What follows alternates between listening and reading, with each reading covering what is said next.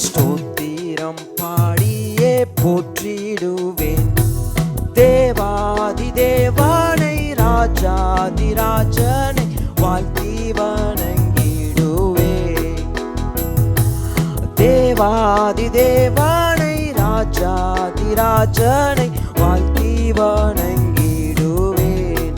அற்புதமான அற்புதமான அன்பே என்னில் பொறுப்பாரன் பாராட்டும் தூய அன்பே.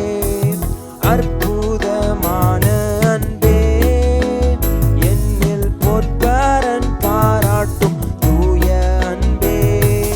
என்றும் மாறா தேவ அன்பே என்னுள்ளம் தங்கும் அன்பே. என்றும் மாறா தேவ அன்பே என்னுள்ளம் தங்கும் அன்பே. ஸ்தோத்திரம் பாடி ஸ்தோத்திரம் பாடியே போற்றிடுவேன். தேவாதி தேவானை ராஜாதி ராஜனை வாழ்த்தி வணங்கிடுவேன். தேவாதி தேவானை ராஜாதி ராஜனை வாழ்த்தி வணங்கிடுவேன்.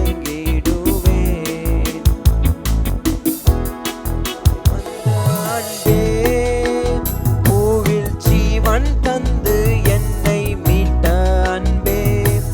ஜோதியாய் வந்த அன்பே பூவில் ஜீவன் தந்து என்னை மீட்ட அன்பே. தியாகமான தேவ அன்பே திவ்ய மதுர அன்பே. தியாகமான தேவ அன்பே திவ்ய மதுர அன்பே. ஸ்தோத்திரம் பாடியே போற்றிடுவேன். தேவாதி தேவானை ராஜாதி ராஜனை வாழ்த்தி வணங்கிடுவேன். தேவாதி தேவானை ராஜாதி ராஜனை வாழ்த்தி வணங்கிடுவேன்.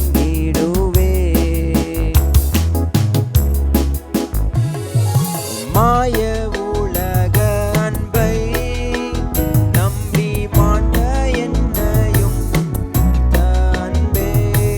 மாய உலக அன்பை நம்பி மாண்ட என்னை கண்டழைத்த அன்பே.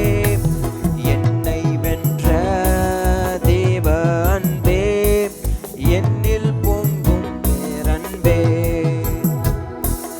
என்னை வென்ற தேவ அன்பே என்னில் பொங்கும் பேரன்பே. ஸ்தோத்திரம் பாடி ஸ்தோத்திரம் போற்றிடுவேன். தேவாதி தேவானை ராஜாதி ராஜனை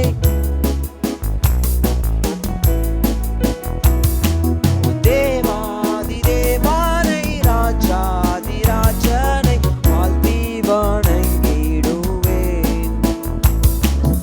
ஆதரவான அன்பே நித்தம் அன்னை போல் என்னையும் தாங்கும் அன்பே.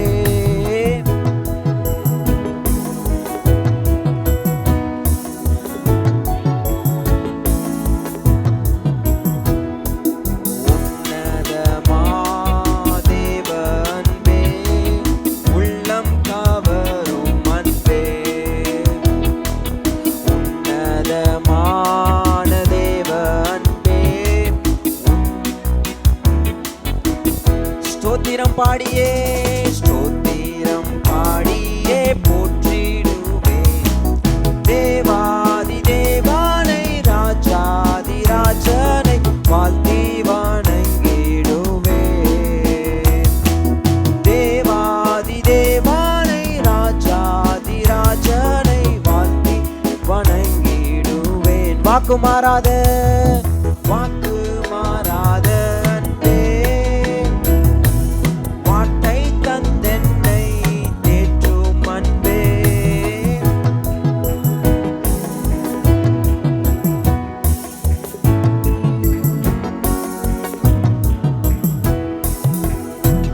வல்ல தேவ அன்பே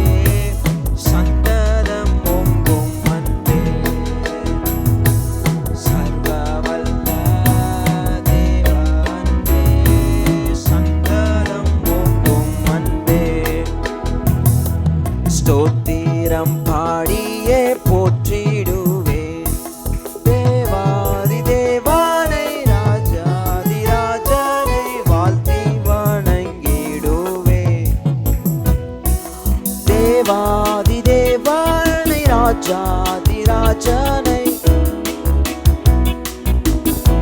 வாக்கு மாறாத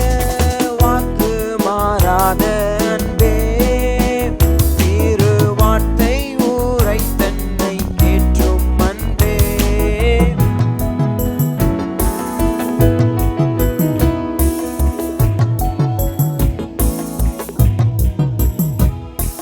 சர்வவல்ல தேவ அன்பே சந்ததம் பொங்கும் அன்பே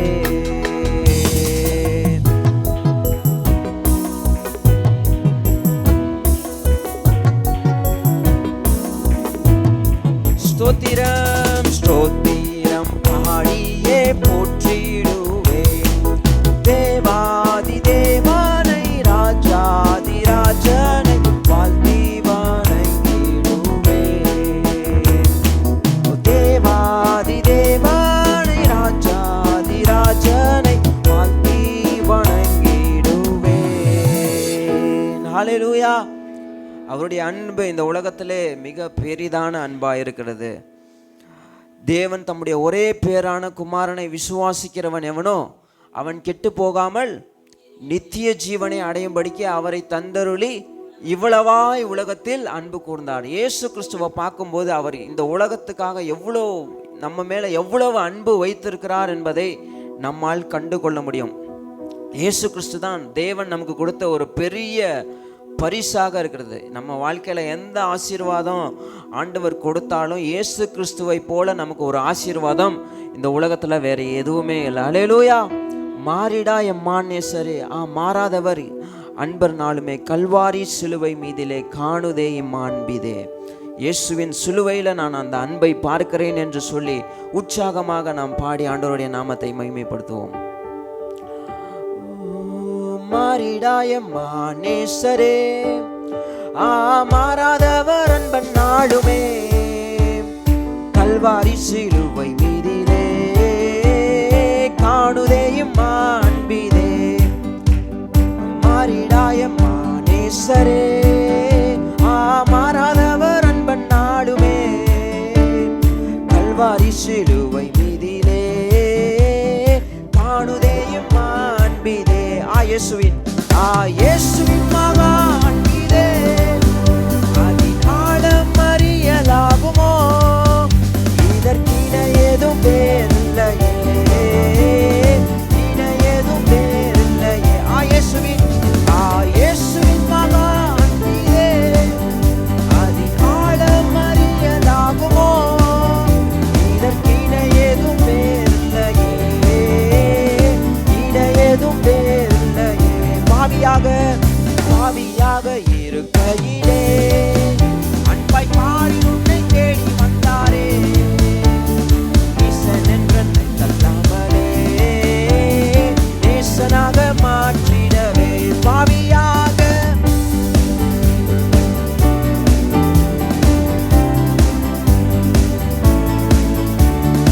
ஈசன் என்றென்னை தள்ளாமலே நேசனாக மாற்றிடவே.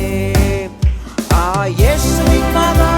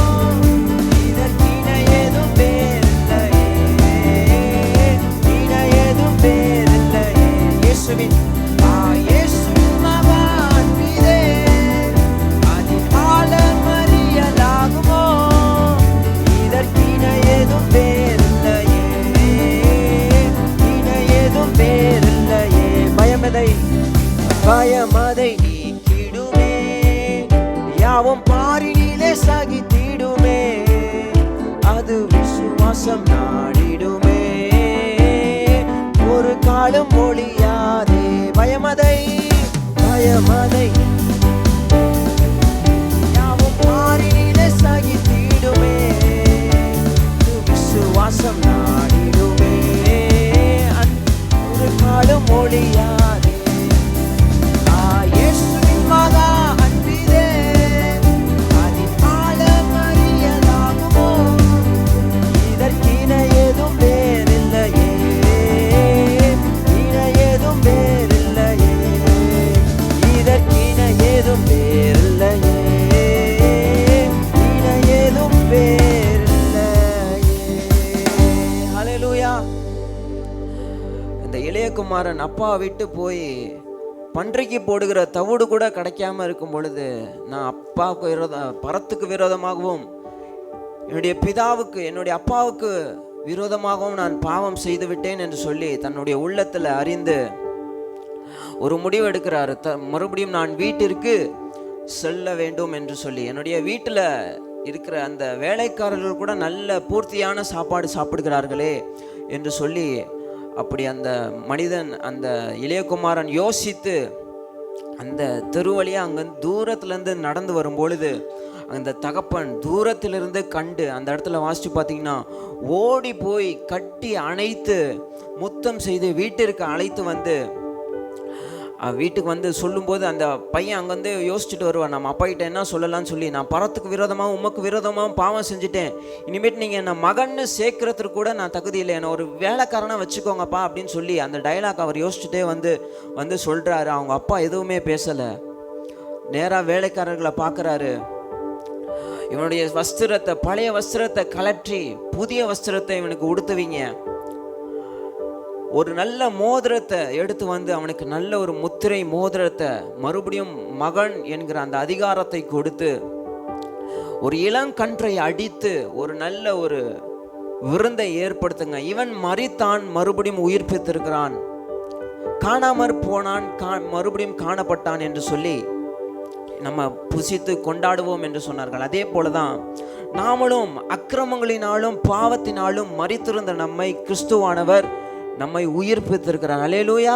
அவருடைய அன்பு மிக பெரிய அன்பு, ஆழமான ஆழியிலும் ஆழமான அன்பு, உயர்ந்த மலைகளிலும் உன்னதமான அன்பு. அப்படிப்பட்ட அன்பை நாம் துதிக்க வந்திருக்கிறோம். எல்லாரும் உற்சாகமாக நாம் கரங்களை தட்டி ஒரு பாடலை பாடுவோம். ஆழமான ஆழியிலும் ஆழமான அன்பு. அந்த அன்பை புரிந்து கொள்ள முடியாத, அது விவரிக்க முடியாத அன்பு, அது இயேசுவின் அன்பு, புறம்பே தள்ளாத அன்பு. சேர்ந்து நாம் பாடுவோம்.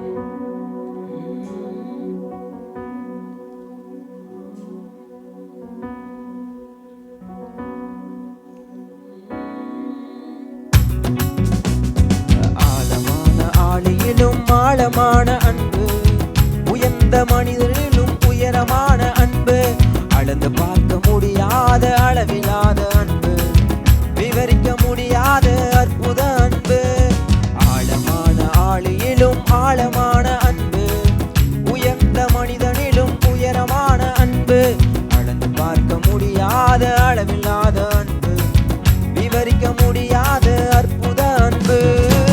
இயேசுவின் அன்பு இது ஒப்பில்லாத அன்பு, புறம்பே தள்ளாத பூரண அன்பு. இயேசுவின் அன்பு இது ஒப்பில்லாத அன்பு, புறம்பே தள்ளாத பூரண அன்பு. இது ஒப்பில்லாத அன்பு, பூரண அன்பு, இது ஒப்பில்லாத அன்பு, பூரண அன்பு. குழியில் விழுந்தோரை குனிந்து தூக்கும் அன்பு, குப்பையில் இருப்போரை எடுத்து நிறுத்தும் அன்பு.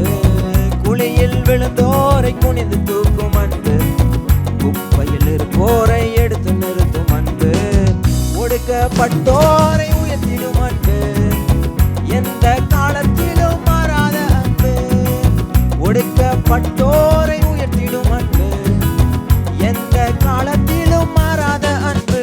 இது ஒப்பில்லாத அன்பு, பூரண அன்பு, இது ஒப்பில்லாத அன்பு, பூரண அன்பு. இயேசுவின் அன்பு இது ஒப்பில்லாத அன்பு, புறம்பே தள்ளாத பூரண அன்பு.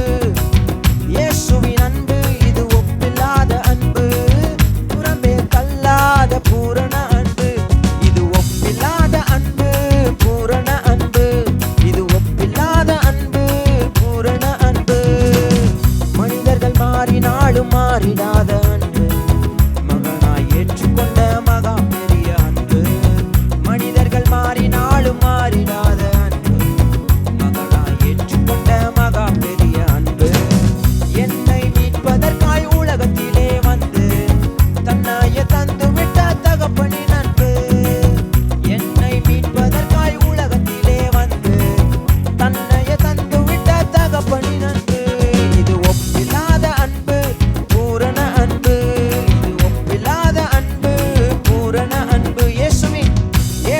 அன்பு இது ஒப்பில்லாத அன்பு, புறம்பே தள்ளாத பூரண அன்பு. இயேசுவின் அன்பு இது ஒப்பில்லாத அன்பு, புறம்பே தள்ளாத பூரண அன்பு. இது ஒப்பில்லாத அன்பு, பூரண அன்பு. இது ஒப்பில்லாத அன்பு, பூரண அன்பு. இது ஒப்பில்லாத அன்பு, பூரண அன்பு. இது ஒப்பில்லாத அன்பு, பூரண அன்பு. ஆழமான ஆழியிலும் ஆழமான அன்பு, உயர்ந்த மனிதனிலும் உயரமான அன்பு, அளந்து பார்க்க முடியாத அளவில்லாத அன்பு, விவரிக்க முடியாத அற்புத அன்பு. ஆழமான ஆழியிலும் ஆழமான அன்பு, உயர்ந்த மனிதனிலும் உயரமான அன்பு, அளந்து பார்க்க முடியாத அளவில்லாத அன்பு, விவரிக்க முடியாத அற்புத அன்பு. இயேசுவின் அன்பு இது ஒப்பில்லாத அன்பு, புறம்பே தள்ளாத பூரண அன்பு.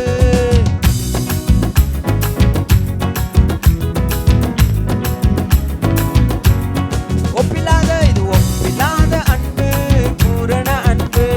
இது ஒப்பில்லாத அன்பு, பூரண அன்பு. இது ஒப்பில்லாத அன்பு, பூரண அன்பு. இது ஒப்பில்லாத அன்பு, பூரண அன்பு. நாம் பாவிகளாய் இருக்கையில் கிறிஸ்து நமக்காக மரித்தார். இப்படி தன்னுடைய குமாரனையே இந்த உலகத்திற்கு அனுப்பி அவருடைய அன்பை விளங்க பண்ணியிருக்கிறார். அவருடைய அன்பு விலையேற பெற்ற அன்பாயிருக்கிறது. சிங்காசனத்திலிருந்து விட்டிறங்கி நமக்காக இந்த உலகத்தில் மனிதனாக வந்து நம்மை சேற்றில் கிடந்த நம்மை, பாவத்தில் இருந்த நம்மை, சாபத்தில் இருந்த நம்மை விடுவிப்பதற்காக சிங்காசனத்தையே விட்டு இறங்கி வந்த அன்பாயிருக்கிறது. அப்படிப்பட்ட அன்பை நாம் துதிக்கிறோம். சிங்காசனம் வீட்டிறங்கி நம் தாழ்வில் நம்மில் அன்பு கொண்டு தூக்கினாரே சேற்றினின்று உயர்த்தினாரே கண்மலையின் மீது. இந்த உலகத்தில் பார்த்தீங்கன்னா மனிதர்கள்லாம் ஒரு உயர்வு வந்தக்கப்புறம் தான் நம்மளை மதிப்பாங்க, ஒரு காரியம் இருக்கும். ஆனால் ஆண்டவர் அப்படி இல்லை. நம்முடைய தாழ்வில் நம்மில் அன்பு கொண்ட தேவனாக இருக்கிறார். அல்லேலூயா. நம்ம கடந்து வந்த பாதை எல்லா பாவம் செய்திருந்தாலும் கூட அந்த தாழ்வில் கூட நம்மை பார்த்து நம்மேல் கருசனையோடு அவரை தூக்க வேண்டும், சேற்றிலிருந்து தூக்க வேண்டும் என்று நினைக்கிற ஒரு தகப்பனை நாம் ஆராதிக்கிறோம். சிங்காசனம் விட்டிறங்கி நம் தாழ்வில் அன்பு கூர்ந்து தூக்கினாரே சேற்றின் என்று உயர்த்தினாரே கண்மலை மீது என்று சொல்லி நாம் பாடி ஆண்டவருடைய நாமத்தை மகிமைப்படுத்துவோம். இயேசுவின் அன்பு அற்புதம் அற்புதமே. ஓ என் நேசரின் அன்பு என்றென்றும் மாறாததே. இயேசுவின் அன்பு அற்புதம் அற்புதமே. ஓ என் நேசரின் அன்பு என்றென்றும் மாறாததே. சிங்காசனம் விட்டிறங்கி நம் தாழ்வில் நம்மில் அன்பு கூர்ந்து சொல்லுமா.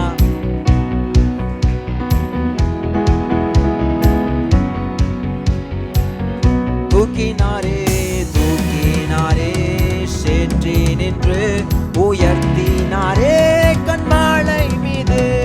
தூக்கினாரே உயர்த்தினாரே கண்மலை மீது. இயேசுவின் அன்பு அற்புதம் அற்புதமே. ஓ என் நேசரின் அன்பு என்றென்றும் மாறாததே.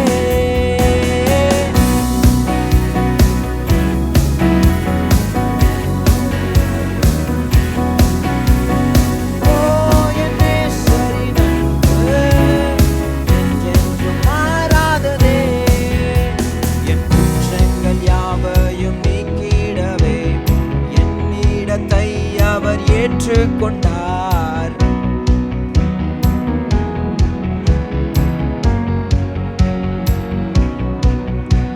என் மீறுதல்கள் அவர் மன்னித்தாரே. என் நோய்கள் எல்லாம் குணமாக்கினாரே. என் மீறுதல்கள் அவர் என் நோய்கள் எல்லாம் குணமாக்கினாரே. அற்புதம் அற்புதமே. ஓ என் நேசரின்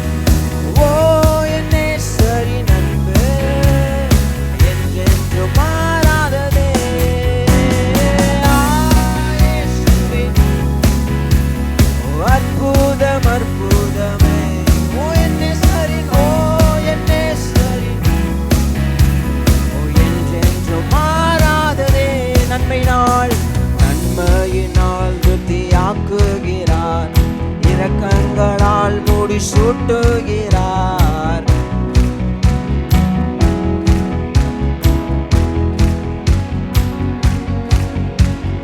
கழுகை போல புது பலன் கொண்டு உயர பறந்திட செய்கிறாரே.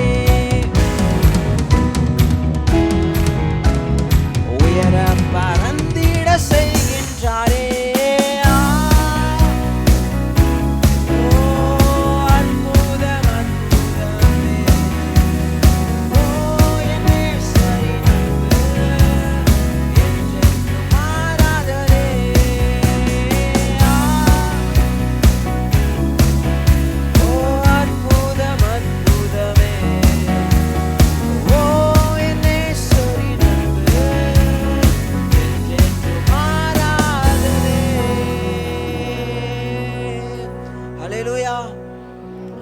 கல்வாரி சிலுவையில் அவர் உங்களையும் என்னையும் நினைவு கூர்ந்துதான் அவர் தொங்கி இருப்பார். தாகம் தாகம் என்று சொல்லி கேட்டார்.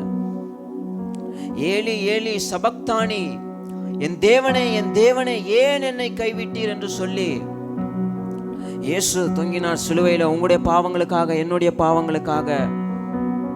அதனால எழுந்து நின்று நாம் ஒரு பாடலை நாம் பாடுவோம். அவருடைய அன்பை நினைத்து, அவருடைய கல்வாரி அன்பை நினைத்து, நமக்காக இயேசுப்பட்ட பாடுகளை எல்லாம் நினைத்து நாம் அவரிடத்துல அன்பு கூறுவோம்.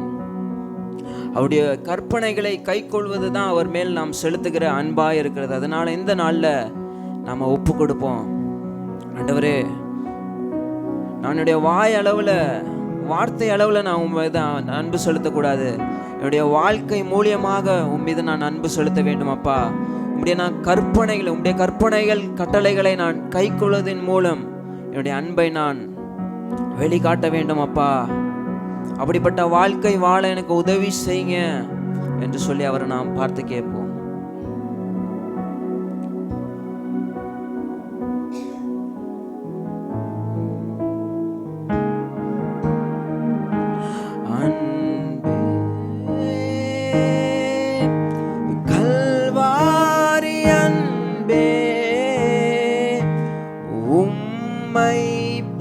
பார்க்கையிலே என்னுள்ள மூடையுதையா, உம்மை பார்க்கையிலே என்னுள்ள தாகம் தாகம் தாகம் தாகம் என்று ஏங்கி நின்றீர். தாகம் தாகம் என்றீர், எனக்காய் ஏங்கி நின்றீர். பாவங்கள் சுமந்தி பரிகார பலியா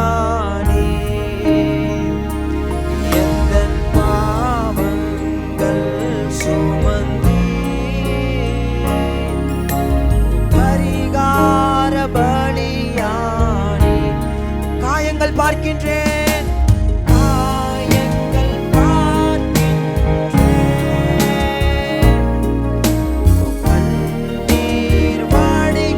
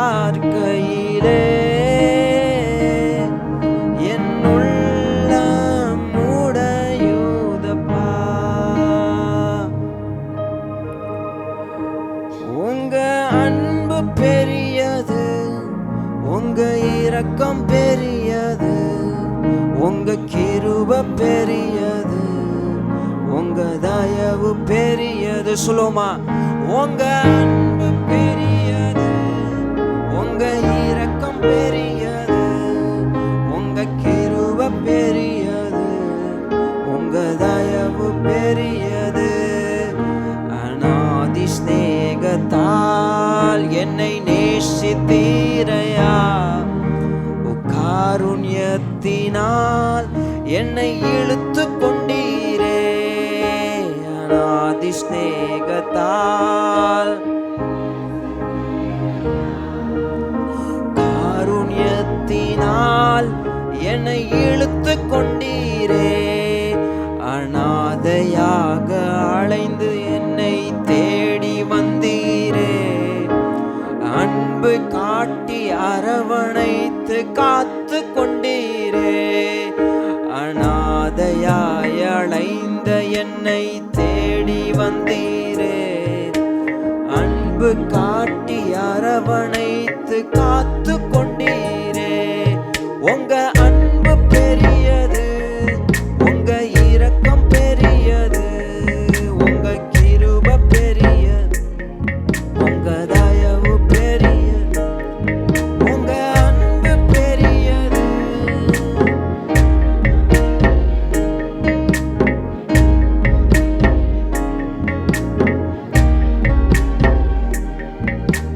நிலையில்லாத உலகத்திலே அலைந்தேனையா, நிகரில்லாத இயேசுவே அணைத்து கொண்டீரே.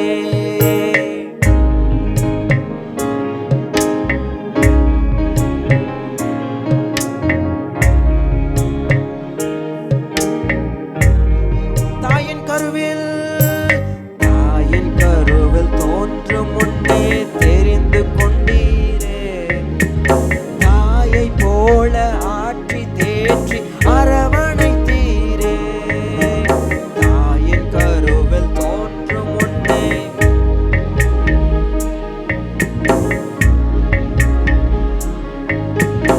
அரவணைத்தீரே. கர்த்தர் செய்ய நினைத்தது தடைபடவில்லை, சகலத்தையும் நன்மையாக செய்து முடித்தீரே. கர்த்தர் செய்ய நினைத்தது தடைபடவில்லை.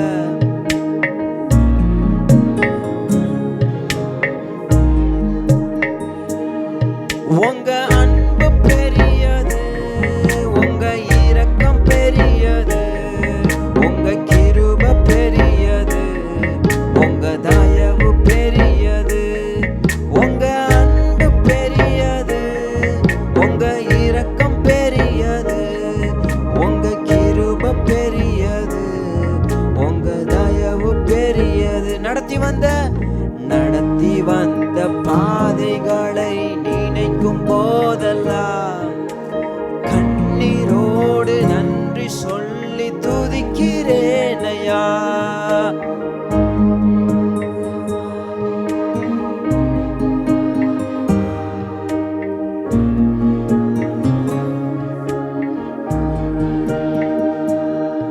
உங்க அன்பு பெரியது, உங்க இரக்கம் பெரியது, உங்க கிருபை பெரியது, உங்க தயவு பெரியது, உங்க அன்பு பெரியது, உங்க இரக்கம் பெரியது, உங்க கிருபை பெரியது, உங்க தயவு பெரியது. அவருடைய அன்பை நினைத்து நாம் அவரை கொஞ்ச நேரம் நாம் அவருடைய துதிக்கலாம். அவர் கல்வாரி சிலுவையில் நமக்காக ஏறெடுத்த அந்த அந்த காரியங்களுக்காக நாம் அவரை நாம் நன்றியோடு துதிக்கலாம். தாயின் கருவில் உருவாகும் உன்னை பெயர் சொல்லி அழைத்த அன்பு அது. இந்த நாள் வரை நம்மை பாதுகாத்த அன்பு, சகலவற்றையும் நன்மையாய் செய்து முடித்த அன்பு. அந்த அன்பை நினைத்து நாம் கொஞ்ச நேரம் வாய்களை விரிவாய் திறந்து, யாரும் மௌனமாக இருக்க வேண்டாம், ஆண்டவரை நாம் துதிப்போம். அவரை துதிப்பதற்காக நம்ம சபைக்கு வந்திருக்கிறோம், ஆலயத்திற்கு வந்திருப்போம். அதனால யாரும் மௌனமாக இருக்காம அவரை துதிக்கலாம். ஸ்தோத்திரம் அப்பா, ஸ்தோத்தரிக்கிறோம், நன்றி செலுத்துகிறோம். உம்முடைய அன்பிற்காக நன்றி ஆண்டவரே, உம்முடைய இரக்கத்திற்காக நன்றி, உம்முடைய தயவுக்காக நன்றி, உம்முடைய வாழ்க்கையில நீர் பாராட்டின அன்புக்காக நன்றி செலுத்துகிறோம் அப்பா. ஸ்தோத்திரம் ஆண்டவரே. கிரகிக்க முடியாத அன்பா இருக்கிறது, விவரிக்க முடியாத அன்பா இருக்கிறது.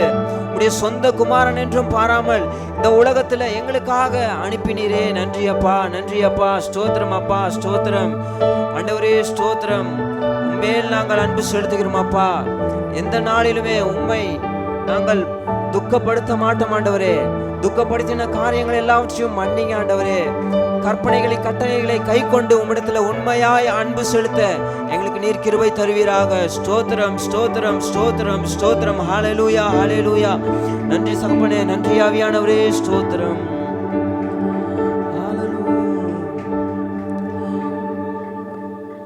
ஆத்துமமே என் முழு உள்ளமே உன்னாண்டவரை தொழுதேற்று என் நாள் வரை அன்பு வைத்தாதரித்த உன்னாண்டவரை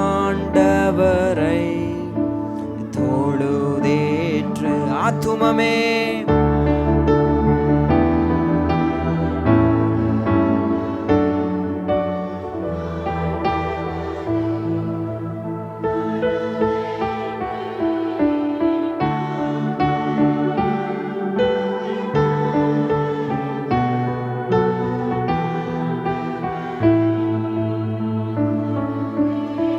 போற்றிடுவானோர் போற்றிடுவானோ பூதள தொல்லோர் சாற்றுதற்கரிய தன்மையுள்ள. போற்றிடுவானோர் போற்றிடுவானோ பூதள தொல்லோர் சாற்றுதற்கரிய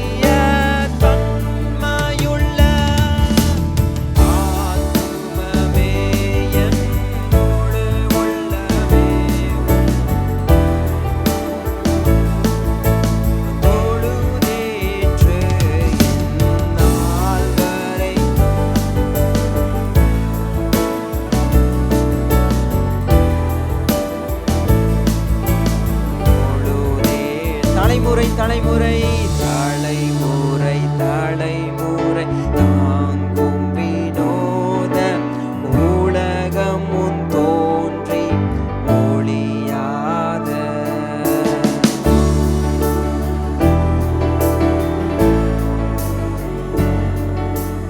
உலகம் முன் தோன்றி ஒளியாத ஆத்துமமே என்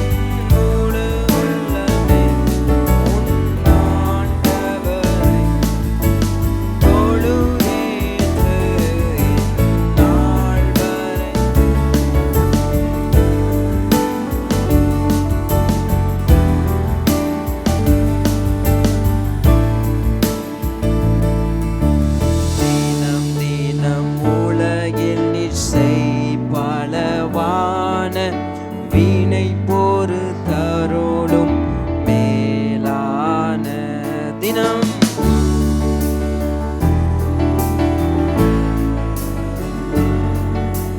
வீணை போரு தருளும் மேலான ஆத்துமமே என் முழு உள்ளமே உன்னாண்டவரை தொழுதேற்று என் நாள் வரை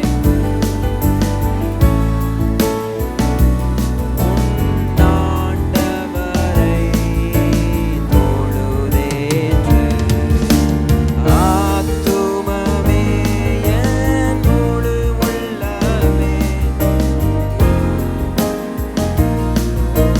தொழுதேற்று என் நாள் வரை அன்பு வைத்தாதரித்த உன்னாண்டவரை தொழுதேற்று.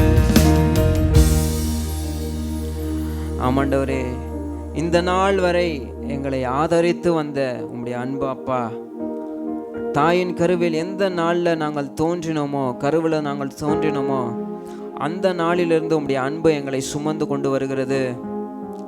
உம்முடைய அன்பிற்காக நன்றி செலுத்துகிறோம். கிரகிக்க முடியாத அன்பிற்காக நன்றி செலுத்துகிறோம். எந்த கைமாறு கருதாமல் எங்கள் மீது அன்பு செலுத்துகிறதற்காக நன்றி செலுத்துகிறோம். எங்களுடைய தாழ்மையில், எங்களுடைய தாழ்வில் எங்களை நினைத்த அன்பிற்காக நன்றி செலுத்துகிறோம். எங்களுக்காக ஒரே பேரான குமாரனை கொடுத்த அன்பிற்காக நன்றி செலுத்துகிறோம். எங்களுடைய பாவங்களை மன்னித்ததற்காக நன்றி செலுத்துகிறோம். சேற்றிலிருந்து எங்களை தூக்கி கண்மலையின் மீது எங்களுடைய கால்களை ஸ்திரப்படுத்தினதற்காக நன்றி செலுத்துகிறோம். நீரே அன்பா இருக்கிறீரப்பா. அன்பின் பிரதிபலிப்பாய் இயேசுவை அனுப்பினீர். அதற்காக நன்றி செலுத்துகிறோம் அப்பா. நீர் கொடுத்த எல்லா ஆசீர்வாதத்திற்காக நன்றி செலுத்துகிறோம். இந்த நேரத்தில் உம்முடைய அன்பை தியானிக்க, உம்முடைய அன்பை பாட எங்களுக்கு கிருபை கொடுத்தீர். அதற்காக நன்றி செலுத்துகிறோம். மீதமுள்ள பகுதியை உம்முடைய கருத்தில் ஒப்பு கொடுக்கிறோம். நாங்கள் ஏறெடுக்க போகிற ஜெபத்திற்கு நீங்கள் ஏற்ற நேரத்தில் பதில் தருவீங்க என்ற விசுவாசத்தோடு நாங்கள் ஜெபிக்க போகிறோம் அப்பா. எங்கள் ஜெப வேலையை நீ ஆசீர்வதிங்க. ஸ்தோத்திரம் அப்பா, ஸ்தோத்தரிக்கிறோம், நன்றி செலுத்துகிறோம். இயேசு கிறிஸ்து நாமத்தில் ஜெபிக்கிறோம் எங்கள் ஜீவனுள்ள நல்ல பிதாவே, ஆமென். இன்றைக்கு நம்ம மத்தியில் பாஸ்டர்மா வந்து மெசேஜ் கொடுக்க போகிறாங்க. கைகளை தட்டி நாம் அவர்களை வரவேற்போம். ஆக்சுவலாக இப்படி கை தட்டுறது பார்த்தீங்கன்னா ஒரு நல்ல ஒரு ஹேபிட்டு. எங்கள் காலேஜில் ஒரு சாப்பல் சர்வீஸ் நடக்கும். உட்காருங்கம்மா ஒரு நிமிஷம். சாப்பல் சர்வீஸில் ஒவ்வொருத்தராக வந்து நாங்கள் பிரசங்கம் பண்ணும்போது அந்த கைத்தட்டு அவ்வளோ நேரம் ஒரு திக்குன்னு இருக்கும். ஏன்னா பிரின்சிபல்ஸ்லேருந்து எல்லா ஸ்டாஃப்ஸுமே உட்காந்துருப்பாங்க முதல் பிரசங்கம் அப்படின்னு சொல்லும் பொழுது. ஆனால் அந்த பேர் சொல்லி ஒரு இன்ட்ரோ, என் இன்ட்ரோ பார்த்தீங்கன்னா கொஞ்சம் வித்தியாசமாக இருக்கும், கொஞ்சம் ஓவராக போயிட்டுருப்பேன். அந்த இன்ட்ரோவே பசங்க தான் கொடுப்பாங்க. எங்களோட ஃப்ரெண்ட்ஸில் யாராச்சும் ஒருத்தர் வந்து ரூமில் பண்ண காரியம் ஏதாச்சும் ஒன்று போட்டு உடச்சி விட்ருவாங்க. அந்த மாதிரி ஒரு இன்ட்ரோ கொடுத்து கரெக்டாக அந்த பேர் சொன்னோன்னே மொத்த காலேஜும் அவங்களுடைய அன்பை தெரிவிக்கும்படி சிலருக்கு லைட்டாக கைத்தட்டல் வரும், சிலருக்கு பயங்கரமாக கைத்தட்டல் வரும். அந்த கைத்தட்டும் போதே அப்படி நடந்து போகும்போதே ஒரு பயம்லாம் நீங்கி போயிடும். அதனால தான் நான் கைத்தட்ட சொல்கிறேன். யார் நம்ம சபையில் வந்து பிரசங்கம் பண்ணாலும் நீங்கள் கைத்தட்டி நல்லா கைத்தட்டிங்கன்னா அவங்க வந்து அவங்க பிரசங்கம் பண்ணுவதற்கு அது நல்லா இருக்கும், அவங்களுக்கு நல்ல இதாக இருக்கும். இன்னொரு வாட்டி ஒரு கைத்தட்டிடுவோமா? ஸ்தோத்திரம்.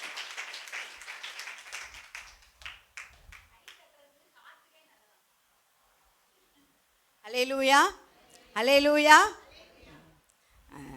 உடனூழியருக்காகவும் வந்திருக்கிற எல்லா தேவ பிள்ளைகளுக்காகவும் சிறுவர்களுக்காகவும் வாலிபர்களுக்காகவும் நான் கர்த்தரை துதிக்கிறேன். நல்ல ஆயத்தமாகி நீங்கள் சரியான நேரத்துக்கு வந்தீர்கள். கர்த்தர் உங்களை ஆசீர்வதிப்பார். நல்ல தலைப்பின் கீழாக பாடல்களை ஒவ்வொரு வாரமும் நீங்கள் வந்து கலந்து கொள்ளும்போது பாடல் ஆராதனையிலே வரும் பொழுது நல்ல ஒரு என்ஜாய் பண்ணுவதற்கு, அதாவது என்ஜாய் பண்ணணும். கர்த்தருடைய சமூகத்தை என்ன பண்ணணுமா? என்ஜாய் பண்ணணும். டூர் போய் அப்படியே லீவ்லலாம் என்ஜாய் பண்ணணும் அப்படின்னு சொல்கிறாங்க. அதே போல் தேவ சமூகத்தை நம்ம எப்படி என்ன பண்ணணும்?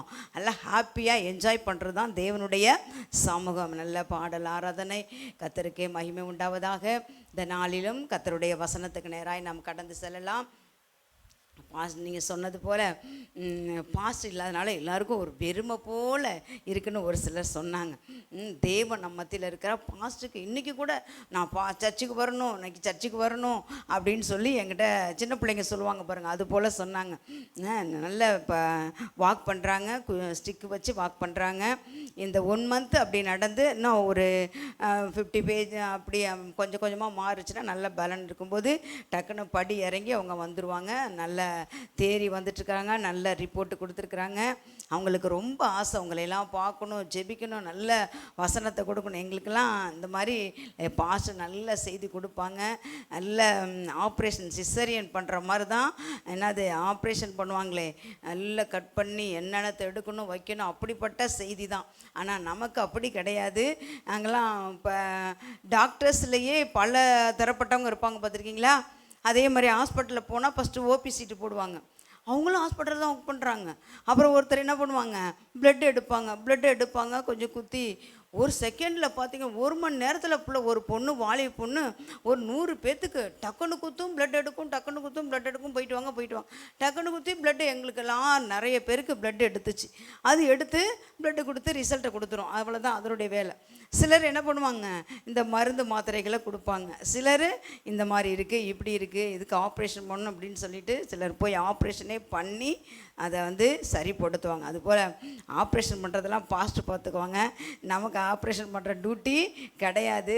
நம்ம என்ன ஏற்கனவே படித்தது லேப் டெக்னீஷியனுங்கிற மாதிரி ப்ளட்டை குத்தி பார்த்து ரிசல்ட் கொடுக்குறது தான். அதுபோல் இந்த நாளிலும் ஒரு சின்ன டிப்ஸு மாதிரி தான் நம்ம அந்த வார்த்தைகள். அதாவது மாத்திரை கொடுக்கும்போது அந்த B12 மாத்திரை, சத்து மாத்திரைன்னு சொல்லி கொடுப்பாங்க பாருங்கள்.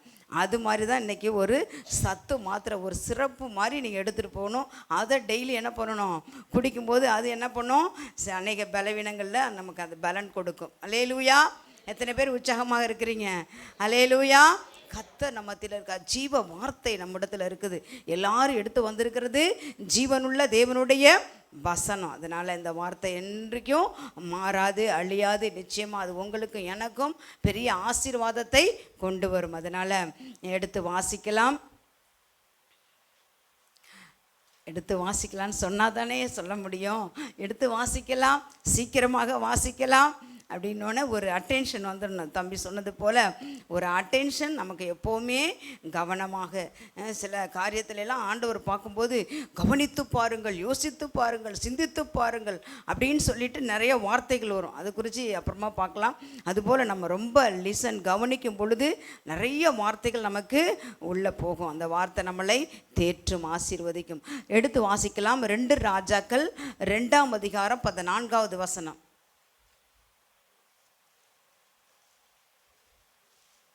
2 ராஜாக்கள் யாக்கோபுக்கும் பக்கத்தில் இருக்கும்.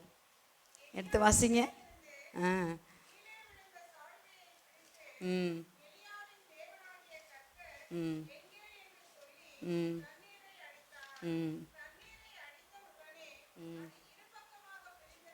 ம் ம்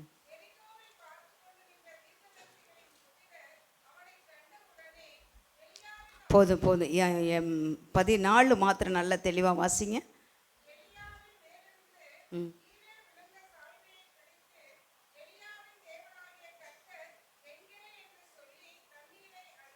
ம் ம் அல்லேலூயா, அல்லேலூயா. இன்றைக்கி நிறைய பைபிளில் எனக்கு நிறைய நபர்களுடைய கேரக்டர் ரொம்ப பிடிக்கும். அதில் இந்த எலியா எனக்கு ரொம்ப பிடிச்ச ஒரு வேத பகுதி. அதில் பார்த்திங்கன்னா நாங்கள் ஊழியத்துக்கு அர்ப்பணித்து ஊழியத்துக்கு வந்து நாங்கள் வந்த புதுசு ஒப்பு கொடுத்து அப்போ சபையில் வந்து சின்ன சின்ன ஊழியங்களை செஞ்சுட்டு போவோம். சண்டே கிளாஸ் ஊழியம், இந்த பணிவிட ஊழியம், பாய் போடுறது, இந்த பாத்திரம் வளர்க்குற வேலை இது செஞ்சிட்ருப்போம். அந்த ஊழியர் கூடுகைக்கு எங்களையும் அழைப்பாங்க. இப்போ எப்படி சில நம்ம சர்ச்சில் ஊழியர் கூடுகை நடந்துச்சுன்னா சிலர் வந்து வாலண்டியர்ஸாக என்ன பண்ணுவாங்க, ஹெல்ப் பண்ணுவாங்க. சாப்பாடு பரிமாற, இதெல்லாம் எடுத்து வைக்க, அண்டா குண்டாலாம் கழுவுறதுக்கு. அதுபோல் நாங்கள் பாப்பாவை கூட்டிகிட்டு போயிட்டு அங்கே அந்த வேலைகளெல்லாம் நாங்கள் செய்வோம். அப்போ தயானந்தன் அப்படின்னு சொல்லிட்டு ஒரு சென்னையிலேருந்து வருவார். ஊழியக்காரர்களுக்கு கர்த்தருடைய வார்த்தையை கொடுப்பார். ஒவ்வொரு முறையும் அடிக்கடி அந்த ஊழியக்காரர் வருவார். ஒவ்வொரு முறையும் வரும்போது அந்த எலியாவை குறித்து தான் அவர் பேசுவார். அதே வார்த்தை 2 வார்த்தை சொல்லுவார். அது எங்களுக்கு அப்போ அவ்வளோ ஒரு பூஸ்டாக, அவ்வளோ ஒரு பலனாக இருக்கும். அதுபோல் இந்த நாளில் கர்த்தர் நமக்கு கொடுக்குற ஒரு வார்த்தை, எலியாவின் தேவனாகிய கர்த்தர் எங்கே. இப்போ எலியாவையும் பார்க்க போகிறோம், எலியாவின் தேவனாகிய கர்த்தரை குறித்தும் பார்க்க போகிறோம். அதுக்கு கீழே ஒருத்தர் வந்தார். அவர் யார்?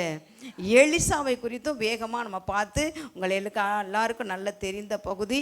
ஆனாலும் ஆண்டவர் இன்றைக்கி கொடுக்குற புதிய மன்னாவை நல்ல ஃப்ரெஷ்ஷாக ஆண்டவர் கொடுக்குறத என்ன பண்ணணும், நல்ல சாப்பிட்டு நல்ல பலன் அடைந்து போகணும். பாருங்கள், எலியா இது எப்படிப்பட்டவர்.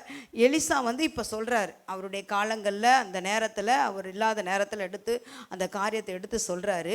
முதல்ல எலியாவின் தேவனாகிய கர்த்தர் எங்கே. அவர் ஒவ்வொரு டைமாக வரும்போதெல்லாம் அவரோடே வந்தார். ஆனால் இப்போ எலியா இல்லை. அந்த சால்வை எடுத்துக்கொண்டு, அவரிடத்துலேருந்து விழுந்த ஒரு சால்வை எடுத்துக்கொண்டு, அதுவரையிலும் எலியா கூடவே இருந்த எலிசாவுக்கு எந்த பயமும் வரல, எந்த கண்ணீரும் வரல, ட்ரெஸ்ஸை கிழிச்சிக்கல, ஒன்றும் இல்லை. எல்லாரும் நீங்கள் போப்பா நீ போப்பான்னா கூட நான் எலியா கூட தான் நான் இருப்பேன், நான் எலியா கூட தான் கீழ்கால்லேருந்து புறப்படுறாங்க, பெத்தேலுக்கு போகிறாங்க, அப்புறம் எரிகோவுக்கு வர்றாங்க, இப்படி யோர்தானுக்கு வராங்க. இப்படி வரும்போதெல்லாம் எலிசா வந்து எலியா கூடவே போய்கிட்டு இருக்கிறார். இப்படி போயிட்டு இருக்கும் பொழுது எல்லாரும் சொல்கிறாங்க, அப்பயும் நான் பின்வாங்க மாட்டேன், நீங்கள் சும்மா இருங்கன்னு சொல்லிட்டு. இப்போ சந்தோஷமாக வந்துக்கிட்டு இருந்தவர் இப்போ டக்குன்னு எலியா போயிட்டாரு. ஆனால் எலியா போனதுக்கப்புறம் தான் அவருக்கு தெரியுது இப்போ தனிமையாக இருக்கிறோம், நம்மளுக்கு இனிமேல் என்ன செய்ய முடியும் அப்படின்னு சொல்லிட்டு அவ்வளோ தகப்பனே. அது முதல் வசனத்தை 11 வாசித்து பாருங்க. இஸ்ரவேலுக்கு ம் ம் ம் ம் ம் ம் அப்போ ம் ம் ம் ம் ம் ம் ம் ம் ம் பாருங்க, வஸ்திரத்தையே என்ன பண்ணிட்டாராம், 2 துண்டா கிழிச்சிட்டு, இஸ்ரவேலுக்கு ரதமும் குதிரை வீரருமா இருந்தவரே என் தகப்பனே என் தகப்பனே அப்படின்னு சொல்லிட்டு கதறி அழுகிறார். யார் அழுகிறா? எலிசா அழுகிறாரு. அது வரைக்கும் சந்தோஷமாக வந்துக்கிட்டு இருந்தார்.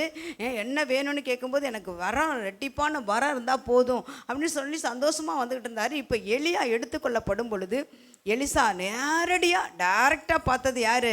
எலிசாவுக்கு அந்த காட்சி. அப்படியே ரதம் வருது, அதில் ஏறி அமருகிறார், ஒரு சுழல் காற்று அடிக்குது, அதில் அப்படியே ஏறி போகிறார். இதை அப்படியே கண்கூடாக பார்த்தது யார்? அந்த நேச்சரை அந்த சீனை பார்க்குறது யார்? இந்த எலிசாவுக்கு அப்படி ஒரு பாக்கியம் கிடைச்சது. பார்த்தோன்னு அப்படியே போயிட்டாங்க. பார்த்தா என் பக்கத்தில் எலியா இல்லை. உடனே அழுகிறார், கதறி, என் தகப்பனே ஆண்டவர் நோக்கி, இஸ்ரவேலுக்கு ரதமும் குதிரை வீரருமா இருந்தவரே என்று சொல்லி வஸ்திரத்தில் அந்த நேரத்தில் என்ன பண்ணுறதே தெரியல. வஸ்திரத்தை என்ன பண்ணிக்கிறாரு? கிழித்துக்கிறார். அப்போ தான் மேலே பார்க்குறாரு, மேலேருந்து ஒரு சால்வை விழுகுது. அதை எடுத்து கொண்டு போய் அந்த ஒரு தேவனுடைய வல்லமை, அரிதான வல்லமை எப்போ தான் பார்க்க போகிறார். அது வரைக்கும் கூடவே இருந்து தண்ணி கொடுக்கறது, என்ன சொல்கிறாரோ அதை கேட்குறது, இப்படி தான் வரார். வரும்பொழுது திருப்பி அந்த சால்வை எடுத்து தண்ணீரில் போய் அடிக்கும் பொழுது எலியாவின் தேவனாகிய கர்த்தர் எங்கே? அவருக்கு அது வரைக்கும் எலியாவின் தேவனை பற்றி ஒன்றுமே தெரியல. அப்படியே பார்த்தார், எல்லாம் நடக்குது, அற்புதங்கள் நடக்குது, சீசப்புள்ள மாதிரி போய்கிட்டு இருக்கிறார். அவர் அதுக்கு முன்னாடி என்ன வேலை செஞ்சுட்டு இருந்தார்? எலிசா என்ன வேலை பண்ணிட்டு இருந்தார்? எலிசா என்ன வேலை செஞ்சுட்டு இருந்தார்? அதுக்கு முன்னாடி எலிசா கூப்பிட்றதுக்கு முன்னாடி ஏர் பூட்டி வேலை செஞ்சுட்டு இருந்த ஒரு மனுஷன். அப்படிப்பட்ட மனுஷன் இதை நேரடியாக பார்த்த பிறகு அந்த அதுக்கப்புறம் ஊழியத்தில் நல்ல பயிற்சி, என் பின் வா அப்படின்னு சொன்னால் நல்ல பயிற்சி ஆண்டவர் கொடுத்து நல்லா கொண்டு வரும்போது, எடுத்து போகும்போது எலியாவின் தேவனாகிய கர்த்தர் எங்கே அப்படின்னு சொல்லி அந்த சால்வை அடித்தார். இப்போ எலியாவின் தேவன் யார், எப்படிப்பட்டவர், எலிசா எப்படி அதை ஆண்டவருடைய வாழ்க்கையில் அவர் பண்பற்றினார் அப்படின்னு சொல்லிட்டு எலிசாவையும் ஆண்டவர் நமக்கு அதன் மூலமாக நமக்கு கற்றுக் கொடுக்கிற பாடங்கள். அல்லேலூயா. அதான் வெரி சிம்பிள், இன்றைக்கி எல்லாமே சத்து மாத்திரை டானிக்கு தான். நல்லா அதை எடுத்துகிட்டு போனீங்கனாலே அதுவே நமக்கு என்னவாக இருக்கும்? பலனாக இருக்கும். நம்ம சர்ச்சில் நிறையா டாக்டர்ஸ் இருக்கிறாங்க, நல்ல ஃபிசியோதெரபி இருக்கிறாங்க, நல்ல இன்ஜினியர் இருக்கிறாங்க. நிறைய பேர் இன்ஜினியராக உருவாகி எல்லோரும் பல பட்டணங்களில் பல நாடுகளில் இருக்கிறாங்க. இன்னும் இவர்கள்லாம் சீக்கிரமாக எழும்பணும். பல பட்டணங்களுக்கு என்ன பண்ணணும்? போகணும். அல்லேலூயா. கூத்தூரில் இருந்தால் பெரிய கம்பெனி கிடையாது, இங்கே உருவாக முடியும். இங்கே என்ன செய்ய முடியும்? நல்ல ஆண்டவர் ஃபவுண்டேஷன் போட்டு நல்ல ஆண்டவர் உங்களை உருவாக்குவார். நீங்கள் பல நாடுகளில் பல பட்டணங்களில் போய் கர்த்தருடைய நாமத்தை மகிமைப்படுத்தணும். அதுதான் எங்களுடைய வாஞ்சை. இங்கேயே இருக்கணும் அப்படின்னு நாங்கள் நினைக்கிறதில்ல. அநேக வாலிபர்கள் நாங்கள் 30 வருஷமாக அந்த ஊழியத்தை செய்யும்போது அநேக சிறு பிள்ளைகளாக வருவாங்க, திருமணம் ஆகி போயிடுவாங்க. அநேகர் நல்ல பல இடத்துல வேலை செய்து கொண்டு இருக்கிறாங்க. அல்லேலூயா. அதுபோல் எழும்பி வரணும். இப்போ எலியாவின் தேவன் என்று சொல்லும் பொழுது நமக்கு எந்த ஞாபகம் வருதுன்னா, ஒவ்வொருத்தருக்கும் ஒவ்வொரு காரியம் வரும். 1 ராஜாக்கள் 17ஆம் அதிகாரத்தில் டக்குன்னு எலியா வருவார். அப்படியே நிறைய காரியங்கள் வந்துட்டுருக்கோம். அப்படி வரும்போது என்று கொடுக்கும்போதே திஸ்பியனாகிய எலியா, அவருக்கு பேர் திஸ்பியனாகிய எலியா என்று வேதத்தில் ஆண்டவர் கொண்டு வருகிறார். அப்போ கொண்டு வந்து இப்படி பேசிகிட்டு இருக்கும்போது அவரை குறித்து சில காரியங்கள், எலியாவின் தேவனை பார்த்துட்டு எலியாவை பார்க்கலாம். முதல்ல அவர் போஷிக்கிற தேவன். அவர் எடுத்து வாசிப்போம். எலியாவின் தேவன் எப்படிப்பட்டவர் அப்படின்னு சொல்லிட்டு முதல்ல 3வது வசனத்தை வாசிப்போம். 1 ராஜாக்கள் 17. ம் ம் ம் ம் ஆ போதும். முதல்ல அவர் பாதுகாக்கிற தேவன். எலியா எப்படிப்பட்டவர்னா தேவனுடைய ஊழியத்தை வல்லமையாக செய்கிற தேவ மனிதனா அந்த இடத்துல இருந்தார். இப்போ எலியா ஜெபம் பண்ணுறார். வானத்தை அடைச்சி நான் என்னுடைய வார்த்தையின்படியே அன்றி வானத்தில் பனியும் பெய்யாது மழையும் பெய்த செய்தி ஆகாப் அரசனுக்கு கேள்விப்பட்டுறார். ஆகாப் அரசன் எப்போ பார்த்தாலும் எலியாவை பார்த்தா இஸ்ரவேலை கலங்க பண்ணுகிறவன் நீ அல்லவா அப்படிங்கிறார். இன்னொரு இடத்துல என் பகையனே என்னை கண்டுபிடித்தாயா, அப்படி தான் என்ன பண்ணுவார், எலியாவை பார்ப்பார். அப்படிப்பட்ட நேரத்தில் இவரை எப்படியாவது கொன்றணும் அப்படின்னு சொல்லிட்டு ஆகாப் அரசன் பார்த்துட்ருக்கிறார். அப்படிப்பட்ட நேரத்தில் எலியாவை கத்தர் பாதுகாத்து பராமரித்து, எலியாவே நீ போய் என்ன பண்ண, கேரித் ஆற்றங்கரையில் போய் என்ன பண்ண, ஒளிஞ்சிக்கோ, உன்னை ஆகாப் அரசன் பார்த்தானா என்ன பண்ணிடுவான், கொன்று போட்டுருவான். அதனால் பத்திரமா கொண்டு போய் அடைக்கலம் கொடுத்து ஒரு காட்டுக்குள்ளே கேரித் ஆறு ஓடுது, அதுக்குள்ளே இது மாதிரி நல்ல ஒரு மரம் செடி கொடி இருக்கிற இடத்துல கொண்டு போய் ஆண்டவர் ஒளிந்து கொள் அப்படின்னோடனே உடனே இவர் என்ன பண்ணுறாரு, போகிறார். அப்போ நம்முடைய தேவன் பாதுகாக்கிற தேவன், நம்மளை ஆண்டவர் பாதுகாத்து நல்லா நடத்துகிற தேவன். எந்தெந்த சூழ்நிலையிலையும் ஆண்டவர் ஆபத்து நேரிடாதபடிக்கு கர்த்தர் நம்மளை பாதுகாக்கிற தேவன். அதனால தான் ஆண்டவரை நீ போய் ஒளிந்துக்கோ அப்படிங்கிறாரு. அடுத்து பார்த்தீங்கன்னாக்க பாதுகாக்கிற தேவன். அடுத்த வசனத்தில் 4, 5, 6 வாசிப்போம். ம் ம்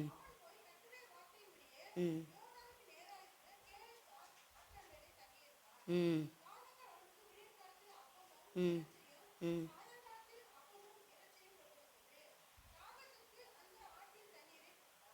அல்லேலூயா. பாருங்க, இப்போ போஷிக்கிற தேவன், பாதுகாத்து போஷிக்கிற தேவனா எலியாவினுடைய வாழ்க்கையில் கர்த்தர் அவருக்கு இருந்தார். அதனால தான் ஆண்டவர் நம்ம கூட பாடுவோம், எலியாவின் தேவன் நாம் தேவன், வல்லமையின் தேவன் நாம் தேவன், தாசர்களின் ஜெபம் கேட்பார், வல்லப்பெரும் காரியம். இப்போ எலியாவின் தேவன் இப்போ யாருடைய தேவனாக இருக்காரு, நம்முடைய தேவனாக இருக்கா. அதனால தான் அந்த வார்த்தைகள் நமக்கு வருகிறது. அதனால் பாருங்கள், போஷிக்கிற தேவனாக இருக்கிறாரு. போய் ஒளிஞ்சிக்கிட்டா என்ன செய்ய முடியும், அங்கே யார் சாப்பாடு கொண்டு வர, வீட்டிலேருந்து சாப்பாடு கொண்டு வந்தால் தடத்தை பார்த்து கண்டுபிடிச்சிருவாங்க. இப்படிப்பட்ட கண்டிஷனில் அவ்வளோ ஒரு பயங்கரமான சூழ்நிலைகள் எலியா நாட்களில் ஊழியக்காரர்களுக்கு இருந்துச்சு.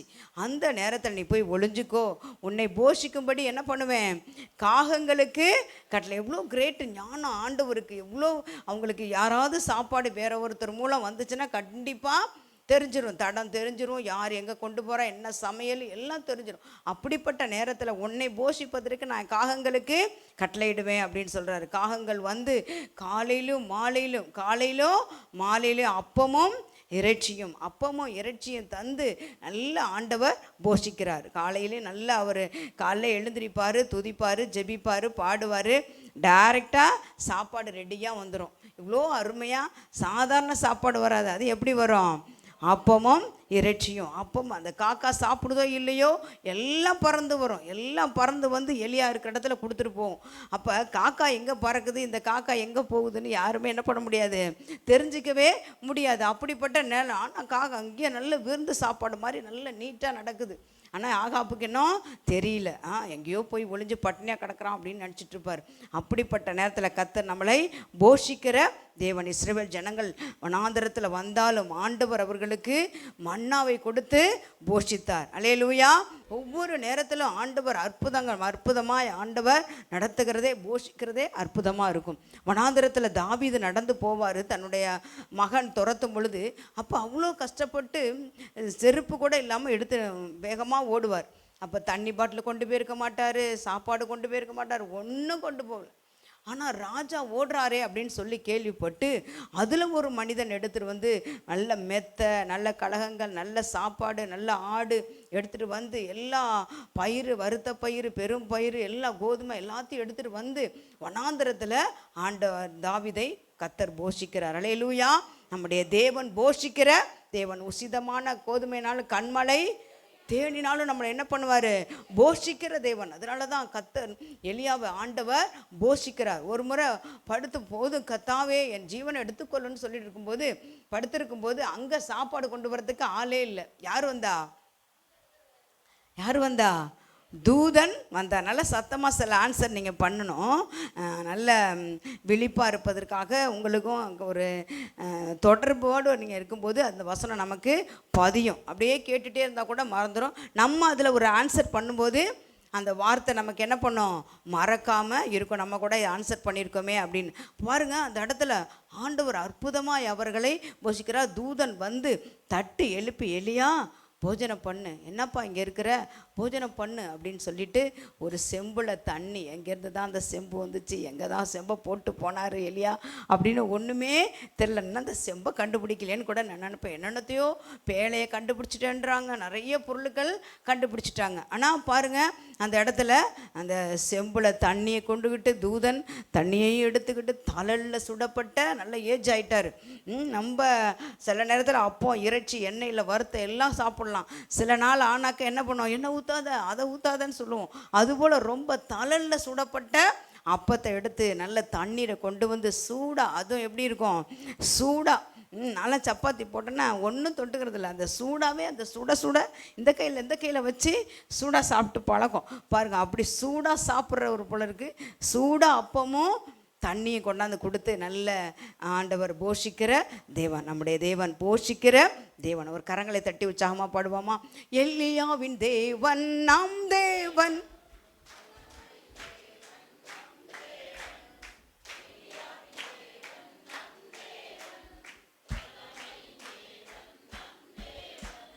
தாசர்களின் ஜெபம் கேட்பா, வல்ல பெரும் காரியம் செய்திடுவா. தாசர்களின் ஜெபம் கேட்பா, வல்ல பெரும் காரியம் செய்திடுவா. கர்த்தரே தேவன் என்றே ஆர்ப்பரிப்போம். கர்த்தரே தேவன் என்றே ஆர்ப்பரிப்போம். அப்போ நம்முடைய தேவன் பாதுகாக்கிற தேவன், போஷிக்கிற தேவன். நல்ல போஷிப்போம். ஆண்டவரை பற்றி கொண்டு ஆண்டவர் போஷிக்கிற, இயேசுவின் பின்னாடி போன அநேகர் ஆண்டவர் வனாந்தரத்தில் இருந்தால் கூட அப்பத்தை கொடுத்து ஆண்டவர் போஷிக்கிறார். அடுத்தது அதே இதில் 9வது வசனத்தை வாசிப்போம்.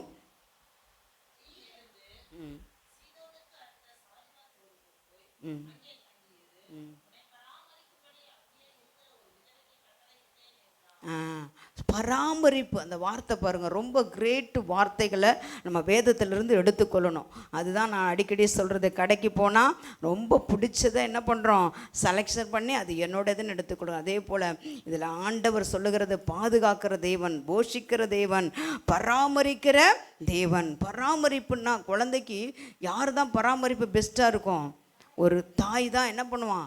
கண்ணை சிமிட்டாத அப்படி கண்ணை அப்படி தூங்கினா கூட குழந்தை எப்படி இருக்குது, குழந்தை என்ன பண்ணுது, எங்கே போகுது, எல்லாவற்றையும் தாய் பராமரித்து பாதுகாத்துக்குவோம். அதுதான் நம்முடைய தேவன், பராமரிக்கிற தேவன். அதனால் பராமரிப்பு. ஆண்டவரை பற்றி கொள்ளும் பொழுது, எலியாவின் தேவனை நம்ம பற்றி கொள்ளும் பொழுது ஆண்டவர் தண்ணி வற்றி போச்சு. கோடை காலம் ஆயிடுச்சு, கேரி தாற்றங்கரையில் தண்ணி வற்றி போயிடுச்சு. இப்போ தண்ணி குடிக்க இல்லையேங்கிறத கர்த்தர் பார்த்து, எலியா எவ்வளோ பெரிய அண்ட சராசரத்தையும் படைத்த தேவன் ஒரு சாதாரண மனுஷன். யாக்கோபு சொல்லுகிறார், யாக்கோபு எலியாவை பற்றி சொல்லும் பொழுது, எலியா என்பவன் எப்படிப்பட்டவராம்? நம்மை போல பாடுள்ள மனுஷன், சாதாரண மனுஷன். காட்டுக்குள்ளே என்னங்க கோட் ஷூட்டாக போட்டுட்டு இருந்திருப்பார்.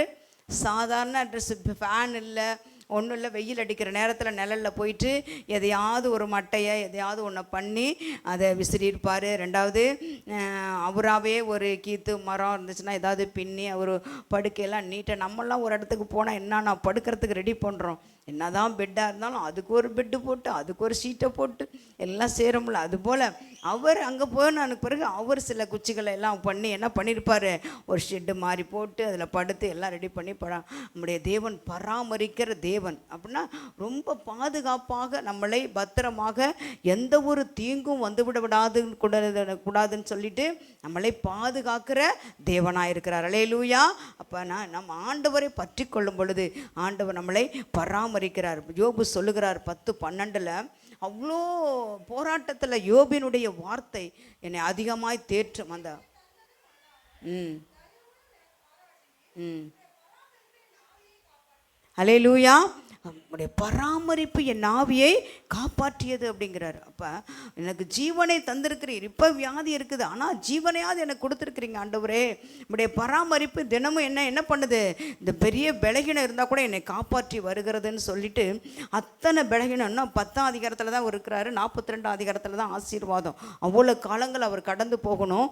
அப்படிப்பட்ட நேரத்தில் ஆண்டவரிடத்தில் சொல்கிறாரு, எனக்கு ஜீவனை தந்ததும் அல்லாமல் தயவையும் பாராட்டினேன், நம்முடைய பராமரிப்பு என் ஆவியை காப்பாற்றியது அப்படின்னு சொல்கிறார். அவருடைய பராமரிப்பு தான் நம்முடைய ஆவி என்ன பண்ணுது, காப்பாற்றி நடத்துகிறது. அப்போ ஆண்டவர் பராமரிக்கிற தேவன். அல்லேலூயா.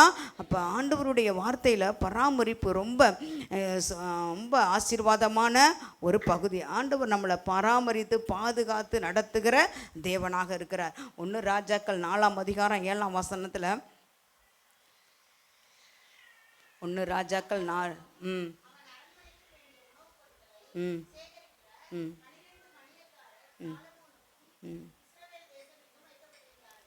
சாலமோன் காலத்தில் பராமரிக்கிறதுக்குன்னே அநேக ஆட்கள், அவருடைய அரண்மனையில் அவ்வளோ வேலை ஆட்கள் இருப்பாங்க, அவ்வளோ வேலை ஊழியம் செய்கிறவங்க இருக்காங்க. எல்லாரையும் பராமரிக்கிறதுக்குன்னு சொல்லிட்டு அநேகர். அதில் 27 வாசிப்போம். ம் ம் ம் ம் ம் ம்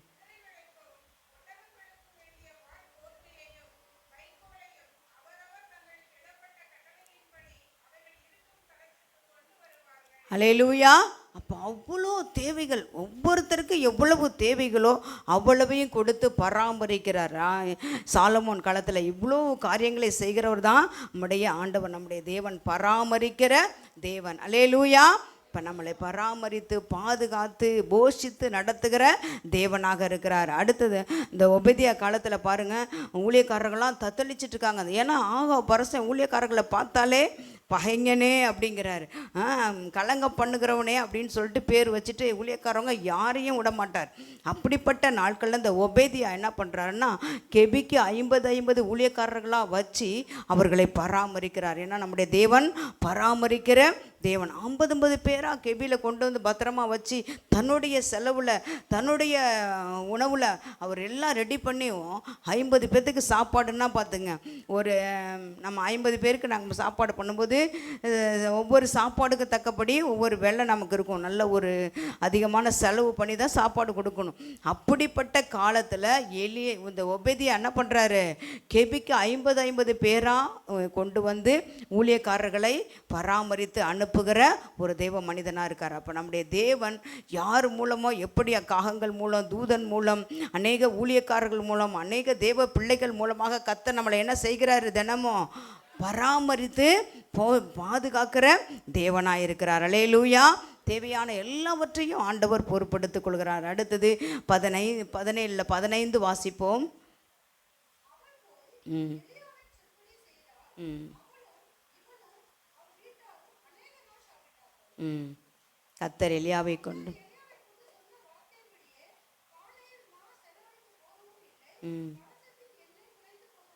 அல்லேலூயா. தீர்க்கதரிசியாகிய ஊழியக்காரனை கர்த்தர் ஜனங்களுக்காக பயன்படுத்துகிறார். அந்த வார்த்தைகளை போய் சொல்லு, இப்படி செய்ய அப்படின்னு சொல்லும் பொழுது தைரியமாய் வார்த்தைகளை, ஆண்டவருடைய வார்த்தையை கிளைம் பண்ணி ஆண்டவர் சமூகத்து ஜனங்களுக்கு சொல்லுகிற ஒரு தேவ மனிதனாக இருக்கிறார். பாருங்க, கொஞ்சம் எண்ணெய் கொஞ்சம் அப்போ மாவு தான் இருக்குது. இப்படிப்பட்ட நேரம் 2 வரகு பொறுக்கி நாங்கள் சாப்பிட்டு இனிமேலுக்கு நாங்கள் சாக போகிறோம், இனிமேலுக்கு பஞ்சம், கொடிய பஞ்சம், அப்படிப்பட்ட நாட்களில் இனிமேல் எங்களிடத்துல ஒன்றும் இல்லை அப்படின்னு சொல்கிற அளவுக்கு அந்த அம்மாவுடைய சூழ்நிலை. இதை அறிந்த தேவன், இது இங்கே பானையில் இருக்கிறது ஒன்றுமே என்ன எலியாவுக்கு தெரியாது. ஆனால் ஆண்டவர் அந்த காரியத்தை அறிந்த தேவன் இந்த விதவை வீட்டில் எண்ணெயும் தீரப்போது, மாவு என்ன பண்ண போகுது, தீரப்போகுது அப்படிங்கிறது எல்லாவற்றையும் அறிந்த கர்த்தர் அங்கே எலியா வீட்டுக்கு போக சொல்கிறார். அங்கே உன்னை பராமரிக்கும்படி உனக்கு நான் அந்த விதவைக்கு நான் கட்டளையிடுவேங்கிறார். அங்கே என்ன டன்னா மாவு என்ன ஃபுல்லாக இருந்துச்சு, எதுவுமே அவங்களுக்கே இல்லாத ஒரு குறை. அப்படிப்பட்ட நேரத்தில் எலியா போய் கொஞ்சம் கொண்டு வா அப்படின்னு சொல்லி அந்த வார்த்தையின்படி அவர்கள் சொல்லி அந்த வார்த்தையின்படியே அவர்கள் செய்யும் பொழுது அங்கே குறைவுகளை நிறைவாக்க ஆண்டவர் செய்கிறார். அப்போ குறைவுகள் நேரத்தில் ஆண்டவர் நிறைவாக மாற்றுகிற தேவன். எலியாவின் தேவன் எப்படிப்பட்டவர் அப்படின்னா, குறைவு, ஐயோ இவ்வளோதான் என்ன பண்ணுவது அப்படின்னு சொல்லும் பொழுது அந்த நேரத்தில் கர்த்தர் வார்த்தையை கொடுத்து அந்த காரியங்களை செய்ய வைத்து ஆண்டவர் அற்புதமாக அந்த குறைவை நிறைவாகி அந்த பஞ்சம் தீருற வரைக்கும் என்ன பண்ணலை, குறையவே இல்லை. ஒரு பாடல் உண்டு, பஞ்சத்தில் எலியாவுக்கு அப்பம் கொடுத்தான், பாசமுடன் அவனை ஆசீர்வதித்தான். பஞ்சத்தில் எலியாவுக்கு அப்பம் கொடுத்தான், அதை பாசமுடன் வாங்கி அதை ஆசீர்வதித்தான். பஞ்சம் தீரும் வரையினில் பானையில் எண்ணெயும் மாவும் குறையவில்லை. பஞ்சம் தீரும் வரையினில் பானையில் எண்ணெயும் மாவும் குறையவில்லை.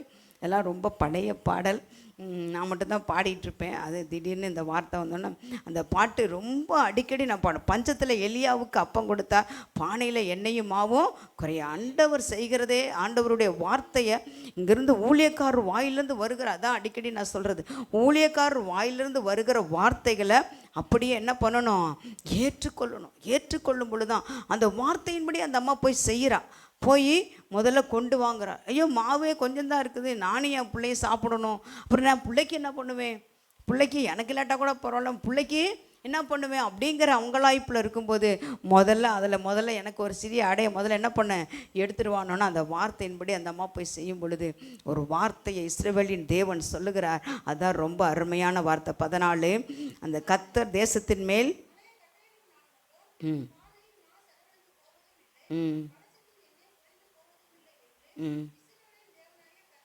இஸ்ரவேலின் தேவனாகிய கர்த்தர் சொல்லுகிறார். சாதாரண உதவி பெண், அந்த பெண்ணு அப்பாவும் அம்மா அப்பா இல்லாத வீட்டில் இருக்கிறாங்க.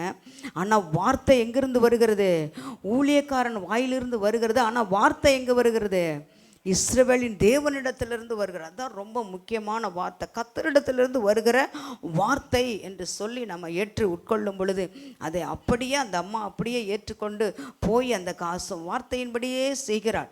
சொன்ன உடனே அதுக்கப்புறம் போய் அந்த அம்மா இருக்கிற மாவெல்லாம் எடுத்து ஓட்டு அந்த வரகை எடுத்து சுடும் பொழுது பானையில் மாவும் எண்ணெய் என்ன பண்ணிகிட்டே இருக்குது, குறையாதபடிக்கு இருந்து கொண்டே இருக்கிறது. எவ்வளோ மாவு தேவையோ இருக்குது, எவ்வளோ மாவு தேவையோ அவளும் அவள் வீட்டாரும் எலியாவும் அநேக நாள் என்ன பண்ணுறாங்க, சாப்பிடுகிறார். அப்போ போஷிக்கிற தேவன், நல்ல ஆசீர்வதிக்கிற தேவன். அந்த வார்த்தையை நம்ம ஏற்றுக்கொள்ளும் பொழுது கர்த்தர் அந்த குறைவுகளை நிறைவாக்குவார். அல்லேலூயா. எலியாவின் தேவன் ஆசீர்வதிக்கிற தேவன். அடுத்து எலியாவின் தேவன் எடுத்து வாசிப்போம். 22 அதே பகுதியில் தான் இருக்கும்.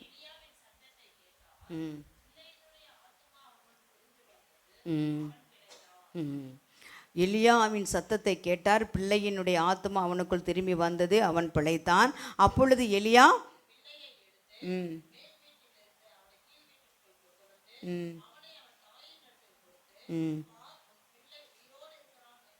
அல்லேலூயா. பார், எனக்கு இந்த பாருங்கிற வார்த்தை தான் இதில் வசனத்தில் நான் தியானித்தேன். பார்ன்னு தான் வசனத்தை நான் மெசேஜ் எடுத்தேன். ஆனால் பாஸ்டர் என்ன இப்படி கொண்டு போகிற அப்படின்னு சொல்லி என்னை கொஞ்சம் இந்த தலைப்பு கொண்டு மாற்றுறதுக்கு எனக்கு ட்ரை பண்ணாங்க. என்ன பார். நான் பைபிள் படிக்கும்போது சில வார்த்தைகள்லாம் எனக்கு ரொம்ப அழுத்தமாக இருக்கும். அந்த வார்த்தையே நான் ஒரு ரவுண்டு வந்து பார்க்கும்போது பார் அப்படின்னு சொல்லும்போது இப்படி செய்யாதபடி பார் அப்படின்னு சொல்லிட்டு யோவான் அப்போ பத்ம தீவில் சொல்லுவார்.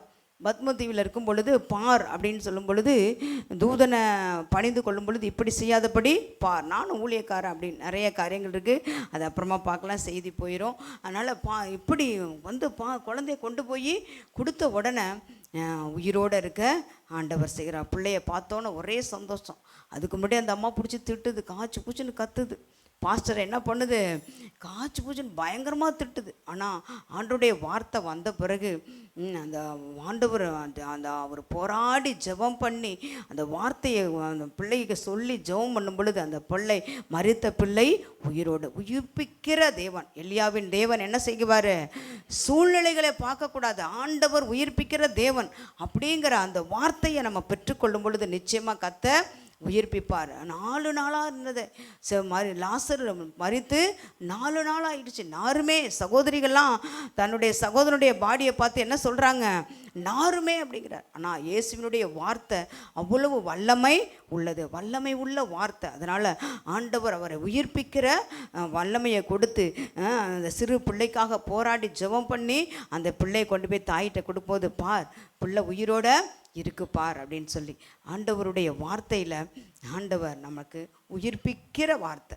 நீங்கள் வேதத்தை எடுத்து படிக்கும் பொழுது நம்ம செத்து போய் கிடப்போம். நம்முடைய ஆத்மா, சரீரம் நல்ல உயிராக இருக்கும், நல்ல ஹெச்பி இருக்கும், நல்ல புரோட்டீன் இருக்கும், எல்லாமே இருக்கும். ஆனால் அந்த ஆத்மா உள்ளே இருக்கு பாருங்கள், ஒரு மனுஷன் டக்குன்னு நல்லா எழுந்து நிற்பான், டக்குன்னு என்ன பண்ணிடுவான், சோர்ந்து போயிடுவான். அப்படிப்பட்ட நேரத்தில் அந்த வார்த்தை தான் அதிகமாக தேற்றும். அல்லேலூயா.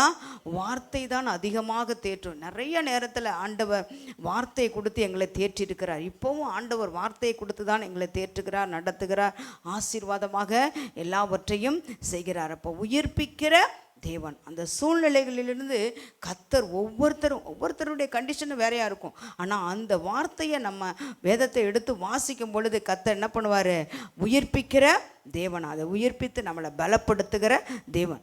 நீங்கள் லாசரு சம்பவத்தை எடுத்து படிக்கும்போது அதை படிச்சுட்டே இருக்கும்போது நமக்குள்ள நிறைய மரித்த நிலைமை போல இருக்கும். அந்த நேரத்தில் ஆண்டவர் உயிர்ப்பிக்கிற தேவன். எளிய லாசருக்கு செஞ்சாரே, நமக்கு செய்ய மாட்டாரா? நமக்கு செய்வார். அந்த செய்வார் அப்படிங்கிற உள்ளத்துக்குள்ளற ஒரு விதை போவது வேத வசனத்தின் மூலமாக. அந்த வார்த்தையை நல்லா தூங்கிக்கிட்டே கேட்கணும். எப்படி கேட்கணும்? வார்த்தையை நல்லா தூங்கிக்கிட்டே என்ன பண்ணணும்? தூங்கிக்கணும். அல்லேலூயா, துதி மகிமை என்றும் இயேசுவுக்கு செலுத்திடுவோம். அல்லேலூயா, துதி மகிமை. கரங்களை தட்டி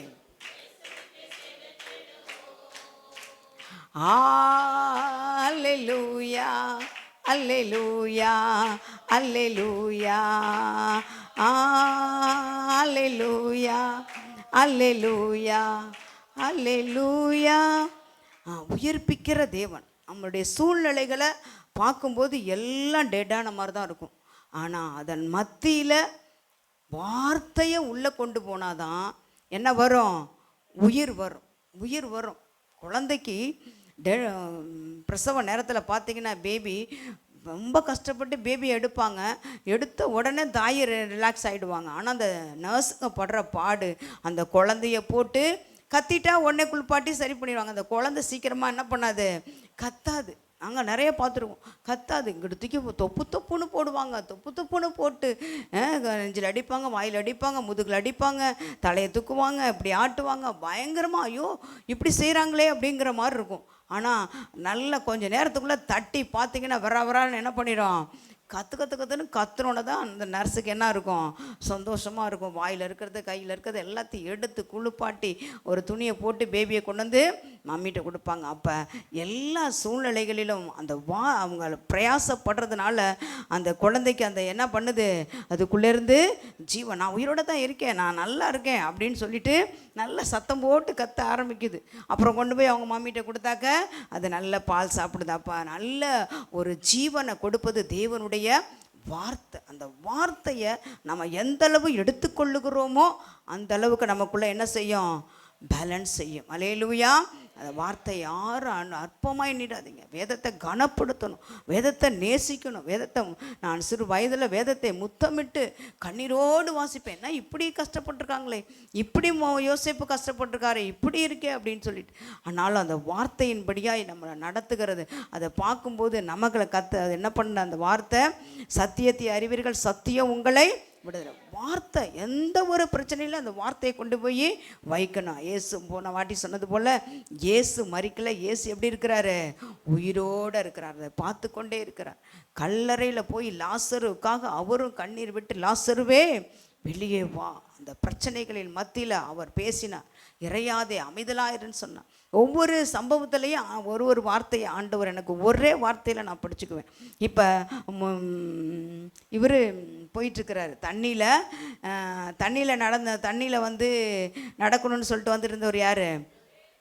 பேதுரு. பாருங்கள், நல்லா கவனிச்சா தான் ஆன்சர் பண்ண முடியும். உடனே பாருங்கள், உடனே தண்ணியில் அப்படியே கால் என்ன பண்ணுது, கீழே போகுது. அவருக்கு தண்ணியில் குதித்து நல்லா போனதுனால அந்த தண்ணியில் போகுது, நல்லா நீச்சு வந்துடுவார். ஆனால் அமிழ்ந்து போகிறோமேன்னு சொல்கிறார். உடனே ஆண்டவர் என்ன செய்கிறாரு?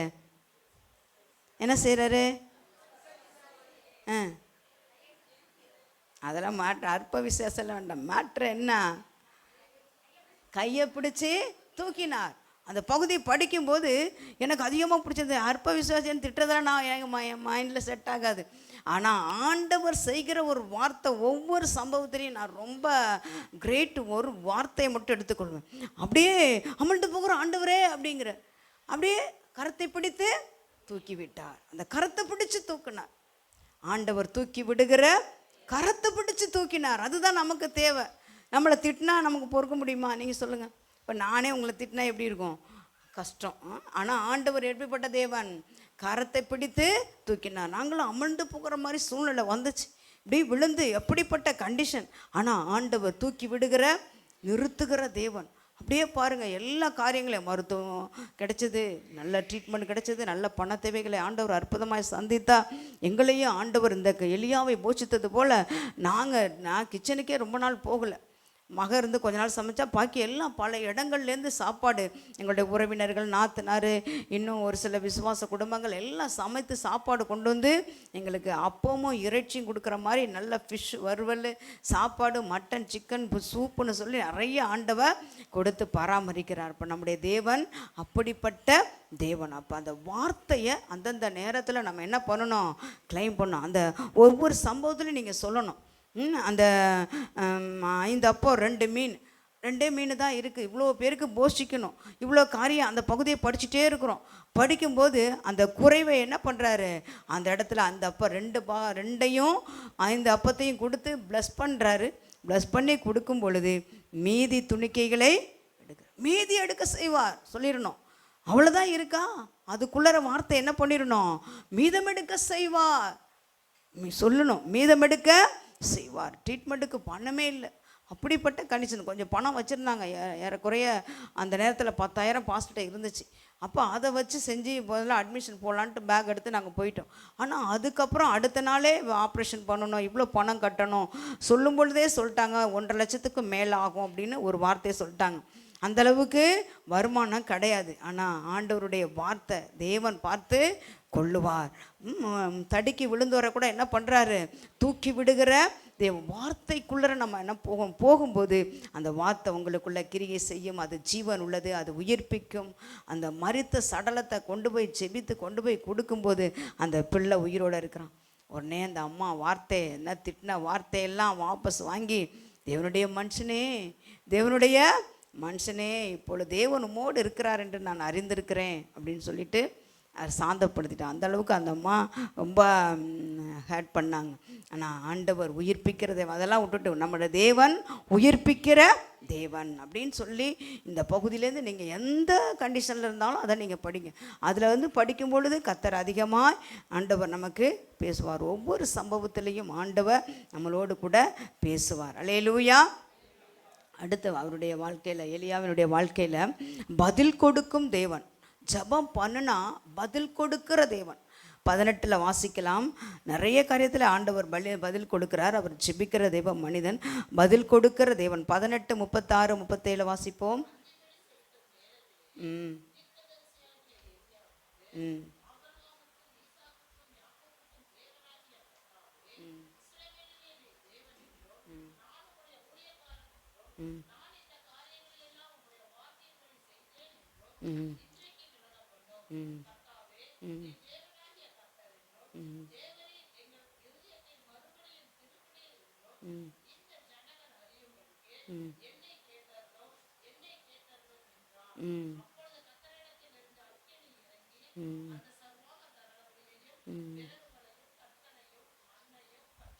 ம்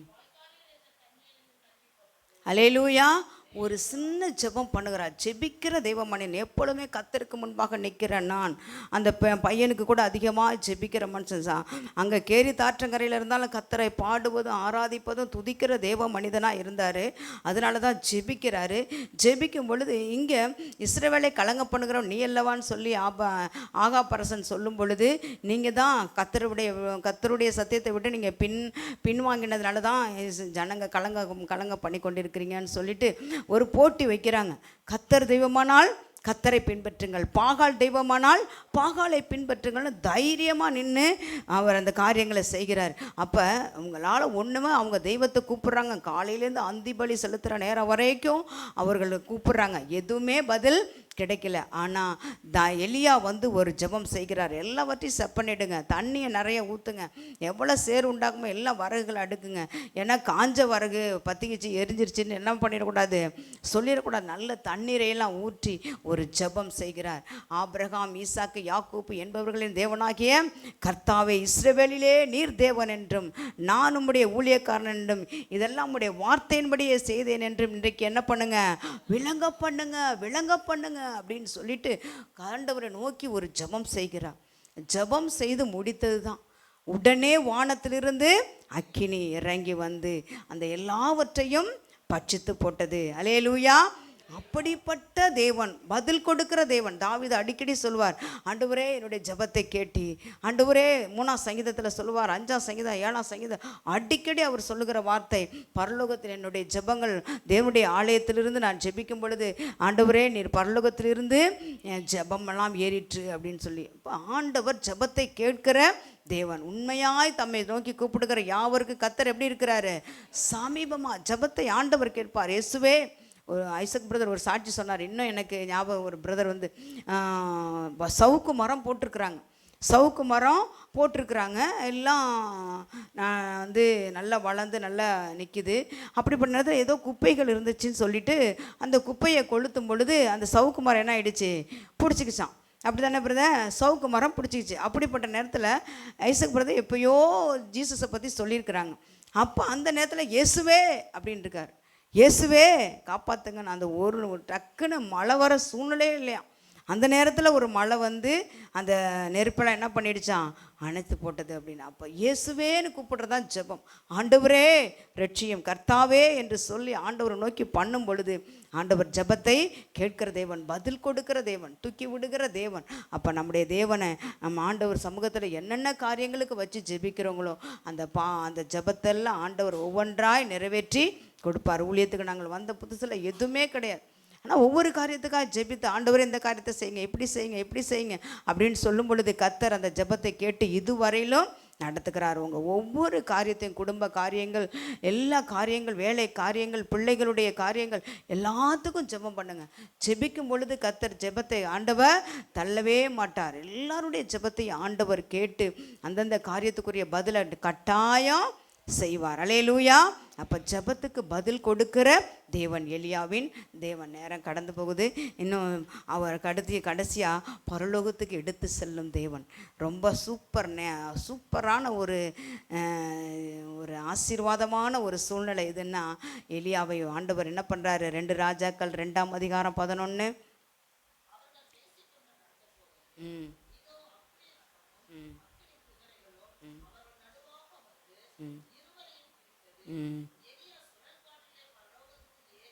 அலையிலூயா. எங்கே ஏறி போனாருன்னு சொல்லி டீட்டெயில் ஊர் போட்டிருக்கு பாருங்கள். ஒவ்வொருத்தரும் ஒவ்வொரு ஊருக்கு கப்பல் ஏறினா ஈரானுக்கு போகுது, இஸ்ரேலுக்கு போகுது, அமெரிக்காவுக்கு போகுது, நம்ம போகிறோம்.